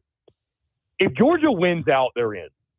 They control their destiny. That's the best thing you could say. But right now, being the first team out, it's deserved, especially after the way they lost to Ole Miss. No, I'm with you. You know, I just think a lot of people are wrapped around the fact that they have the number one strength of schedule. You're right. They have not played well. That leads me to the next question. What the heck is wrong with Carson Beck? Yeah, it's a great question, Cole, and watching him in person. Again, I've seen him 2 weeks in a row, and it'll be a third straight week this weekend when I go to Athens to watch the Dogs take on Tennessee. You know, I will say this. Listen, quarterbacks get too much of the credit, too much of the blame. It is more than him, right? Against Ole Miss, he didn't have a chance, especially in that second half. That Ole Miss pass rush, that defensive front, which is one of the best in the country, if not the best in the country, absolutely relentless. But he's seeing ghosts. He's just not playing well. I mean, he just looks lost out there at times. It's as simple as that, Cole. I just don't think he's playing well. Is there another option, though? No, I don't think you can bail on Carson Beck. I don't think Gunnar Stockton on the bench is the answer, or Jaden Rashada, God forbid. I think Carson Beck is your guy. Now, again, he's got the potential. Like I think we've seen it before. I really feel like he can play better than he has been. It's just the turnovers that are killing him. And again, I say this too, it's not just him. The offensive line hasn't been great. You know, they're lacking like big-time playmakers on the outside. They got a few guys here and there at wide receiver, but it's not what we're used to. And then even the running back position, Cole, I mean, Trevor Etienne has been banged up here lately. You know, they lost Branson Robinson and Roderick Robertson early in the season, or I think even before the season started. So, like, they're really thin at running back, too. Oscar Delp and Benjamin Urasek at the tight end position have not been what people thought they would be, trying to replace the production of Brock Bowers. So, say all that to say it's a lot more things than Carson Beck. But at the end of the day, Cole, the number one thing Carson Beck isn't doing well, he's not protecting the football. And in this league, especially when you go on the road like we saw this past weekend, you turn the football over, it's a great recipe to lose. Let's stay on those rankings for just another minute or two, Chris. Other than Georgia, obviously that was kind of the biggest sticking point for a lot of people. The rankings that came out last night, and we know that they're not final. We still have a few weeks to play. But do you have any other issues SEC-wise, or even teams that are not in the SEC when it comes to what the committee released last night? Yeah, and I think to your point, Cole, to go back to it really quickly, you make a great point. These are not the final rankings. That's why I don't have an issue with Georgia being the first one out, because to this point right now, that's where I think Georgia deserves to be. Now, again, they went out the rest of the way. They go 10-2. They better be in. I mean, again, number one strength of schedule, to your point. They lose to Tennessee, finish 9-3. Cole, I don't think a 9-3 team's getting in. I'm not sure a 9-3 team deserves to get in. And that's not a shot at a potentially 9-3 Georgia, a 9-3 South Carolina, a 9-3 LSU. I just think there's going to be so many other 10-2 teams out there that I think have earned their way that I just don't think a 9-3. I don't think there's going to be room for a 9-3 team to squeeze in there. In regards to the rest of the rankings, though, I did think it was interesting, Cole. We hear so much about SEC bias and all this. 4 of the top 5 are from the Big Ten. Yeah, I mean, like SEC bias to me. You know, Texas being the number 2 seed overall, 3rd in the rankings. You know, just projecting down the way. I think, Cole, I feel more and more like, believe it or not, that the A&M Texas game end of season is going to be a college football playoff eliminator, essentially, because you talk about strength of schedule. Texas is on the complete inverse of Georgia. I mean, their best win is either against Vanderbilt or Colorado State. And respect to Vandy. Vandy's a much better team this year, but still, they just don't have that win to hang their hat on. Outside of that, Ole Miss jumped into the top 12 as I expected they would. Don't have much issue with anything else or much else, outside of that. I would say, A&M moving down a spot. They had the bye week, but they controlled their destiny. And, of course, Cole, I think we got to highlight South Carolina. Yeah. Jumps into the top 25 at 21, and they're one spot ahead of LSU, which I think is interesting. It's something to talk about because, we're kind of learning, Cole, as we go week by week, what is the committee value? And I think that kind of shows, hey, LSU won the head-to-head, but I think the committee also takes into account that game was 2 months ago. How are the teams playing now? They all agree South Carolina is playing better football than LSU, which I don't think is up for much debate. And so they gave South Carolina the nod in regards to that one spot ahead. So I think it's really interesting kind of watching these shows, Cole, listening to the panels, also what they're saying. I feel like they've dropped nuggets each week. For example, I mentioned Texas. Cole, I don't know if you noticed, it's 2 weeks in a row that somebody on the panel has taken a shot at Texas, right? Last night they said, Reese Davis himself said, who is Vandy play, or what's Texas's best win? Vandy? Like as a shot. That was the second week in a row they've kind of turned their nose up at Texas's schedule, which I get, but it just kind of tells me that it's like, and then they mentioned Georgia's schedule too. So the thought process is out there that if Texas, I think, loses another game, they might be out. I won't doubt that they're out because they won't have that signature win. So, but outside of that, I mean, everything was kind of as expected. But, South Carolina being in that 21 spot, Clemson right ahead of them at 20. The fun part is a lot of this stuff's going to take care of itself in the last few weeks. We're talking to Chris Phillips of SEC Unfiltered. Chris, you kind of teased it right there when it comes to maybe Texas, maybe somebody else. I talked about it yesterday. In your mind, tell me if you agree or disagree. And if you do agree, which team do you think it'll be? There's got to be a 2-loss team in the SEC because right now there's 5 that's going to be on the outside looking in, right? I mean, if we have 5 or 6 SEC teams finish 10-2, there's going to be at least one of them left out. I don't, unless Notre Dame, Cole, I think that's the big one. If Notre Dame loses down the stretch, they get beat by an Army or get upset by someone else, I think that knocks Notre Dame out, and I think that paves the way for a 5th SEC team to be in. Listen, I think when you talk about all these 10-2 teams, I think Tennessee is probably the one you worry about the most because I think, I think here's the thing. I think if Texas can beat A&M, they're in, right? Georgia beats Tennessee, they're going to be in. If Ole Miss wins out, they beat Georgia, I think they're in. If Alabama, if they win out, right, they beat Georgia, they beat Georgia. That's the big one to hang their hat on. To beat LSU, they're in. What do you do with Tennessee? I know Tennessee beat Alabama. I was at that game. I'm very well aware they beat them. I don't know, Cole. It kind of feels like, and I know Tennessee fans hate to hear that. And listen, they control their destiny. They can go out there and beat Georgia on Saturday night, and this is a totally moot point. But that type of conversation I just had with you, Cole, and the way I painted that picture. Again, you could paint it the other way against Alabama, I suppose. But it kind of feels like Tennessee could be that team on the outside looking in. Hey, if A&M beats Texas is probably going to be, I mean, maybe they will be, but, Cole, I'm going to say the quiet part out loud real quick. Brands matter. Yeah. They're not going to leave, Cole, they're not going to leave Texas out. They're just not. I mean, unless Texas loses to Arkansas this weekend and then loses to A&M, I don't know that a 10-2 Texas won't get in. I really don't, because I think the SEC so badly is going to want to make sure they get in. Greg Sankey is going to be pulling whatever strings he's got to. So it's going to be fast and down the stretch. But right now, I would say, Cole, the one I'd be most concerned with is probably Tennessee if things play out the way I painted it just a second ago. In Chris Phillips' mind right now, with all that being said, who is the best team in the SEC? Texas is the best team in the SEC in my mind. Right now. I think Texas is. I understand they got throttled by Georgia. But just from what I've seen top to bottom, I still think it's Texas. I do.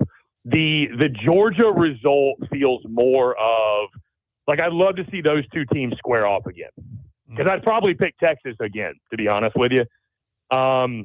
If it's not Texas, I mean, listen, I drop my power rankings on Mondays. I had Texas 1, and I had Ole Miss 2. I mean, if Ole Miss is playing their best, they're just loaded. I mean, we've said that all year long. National right? championship contender? I think so, yeah. I really do. I think because I think some of the playoffs too, Cole, like the best team's going to win, but it's just like any other sport, right? You got to be playing your best at the right time. If Ole Miss is clicking and playing their best at the right time, Cole, they've got maybe the best defensive front in the country, one of the best defenses in college football. They've got, I think, the best quarterback right now in the conference in Jackson Dart. They got unreal weapons around him. You know, we know the guys, Juice Wells included, Jordan Watkins, Caden Prescorn, and Caden Lee, the list goes on.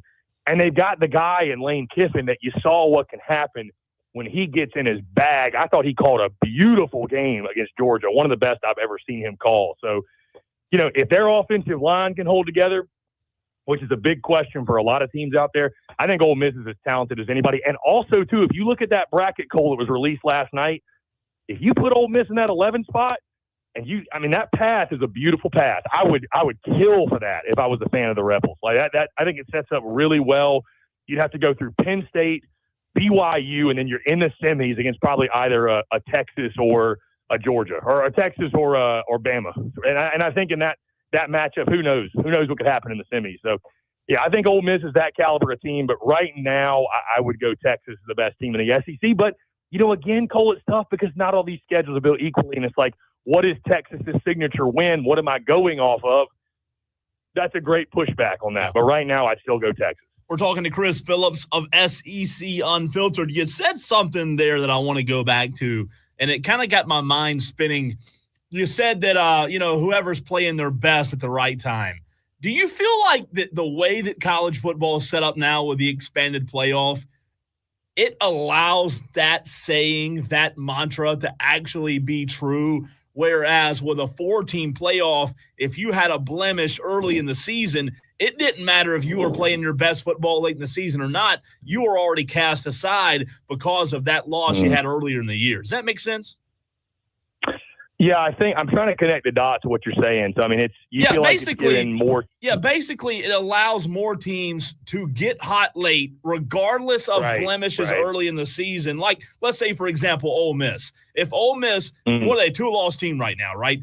Ole Miss, 2-loss team, gets hot late in the year, then we all of a sudden, for the first time in my mind in college football, can actually say it is about who's playing their best at the right time, because I just can't remember a time in college football in the past where that mattered, because let's say you had 1 loss early in the season or 2 losses, you were out of the conversation. It didn't matter if you got hot at the end of the year or not. You weren't making the playoffs.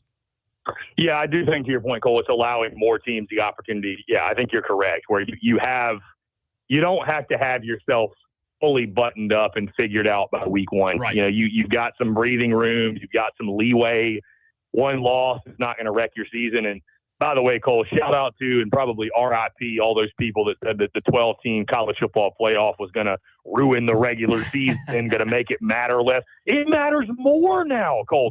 There's more games we care about because there's more implications across the sport. So, like, again, I was never one of those people. I want to make it very clear, Cole. I always felt like expanding the playoff was going to be great for the sport, and I think we've seen that this year that it is, especially with the parity. Sure. But certainly, to your point, yeah, I think it's Cole. I think when you have that mulligan or so, it gives you the opportunity to, because like you said, Ole Miss would be out of it. Like they wouldn't be able to get hot because you get to the midway point of the season, like, well, our season's over. Right. You know what I mean? Like, maybe they could get hot, but it'd be for nothing. So. Yeah, I think it is giving more teams an opportunity to kind of find themselves. You don't have to have everything all buttoned up because I think there's some teams. Look at South Carolina. I think they're one of the hottest teams, if not the hottest team in college football. And I think that, I think they're the best 6-3 team in the country, whatever that might mean to you. But they didn't have it all figured out week 1. I mean, who could forget the Old Dominion game, right? Like they didn't have it all, but they've gotten better as the season has progressed. And I think it's giving more teams the opportunity to do that and make runs. And, again, listen, football is not like baseball, Cole. Like at the end of the day, the team with the best players is probably they're still going to win. That's just how football works.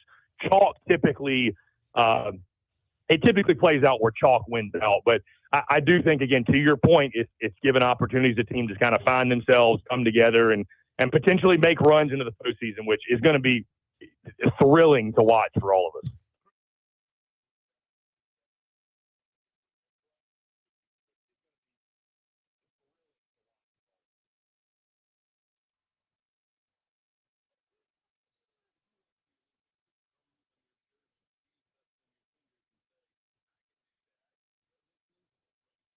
It's a bye week for the Carolina Panthers. They're on a 2-game.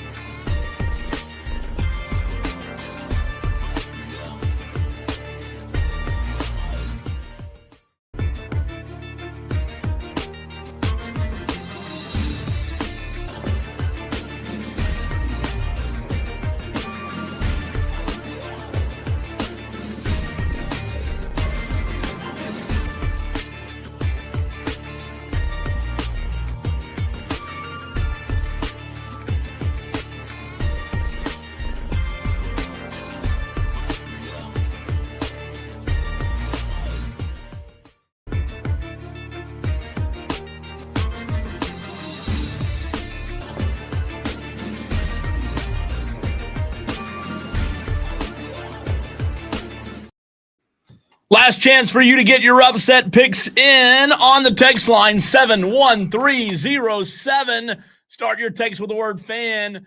Let's see here. Kevin Buggs gets his in. He wants UL Monroe over Auburn plus 24. He says, Cole, that one's going to be my pick. Kevin Buggs, let's team up, man. Let's team up. Let's get some momentum behind this thing, and let's speak it into existence. As of right now, you and I are the only ones that have picked that game. As of right now, let me knock on some wood. You and I are the only ones that have picked UL Monroe. So let's get behind it. Let's get a little momentum there, and let's see if we can pull a big one. That would be huge for me as well as you, Kevin Buggs. Pac fan Shuff says give him Utah over Colorado. That is the 46th upset picks submission that has been sent in today. I go off the air here in about 2.5 minutes. So if you don't get it in the next 2.5 minutes, it won't count. Even if you send it like at 6:55, it won't count. It will not count. I really, really do want to get all of your submissions in. But if you do it later than if you hear me talking, you're good. But the moment I go off the air, the Upset Picks Challenge, it closes. So if you're going to do it, go ahead and get it in right now or wait until tomorrow at 3 o'clock when it reopens again. And we'll be able to roll from there. All right, college football tonight, in case you missed it, there are some games on. We have a little bit of Wednesday night action for you. Coming up tonight, 3 games. Kent State, Miami of Ohio. That was chosen by several in the Upset Picks Challenge. Miami of Ohio is a 30.5-point favorite over Kent State. We also have Akron versus Northern Illinois tonight, and Eastern Michigan versus Ohio. 3 games where Miami of Ohio is favored by 30. NIU is favored over Akron by 14. And Ohio's favored over Eastern Michigan by 11. So those are the 3 games if you want to watch some college football tonight. Let's see. NBA-wise, going on if you want to go ahead and roll the basketballs out. Pacers, Magic tonight. Celtics, Nets at 7:30. Bulls, Knicks also at 7:30. Cavs, 76ers. Pelicans, Thunder. Clippers, Rockets. Pistons, Bucks.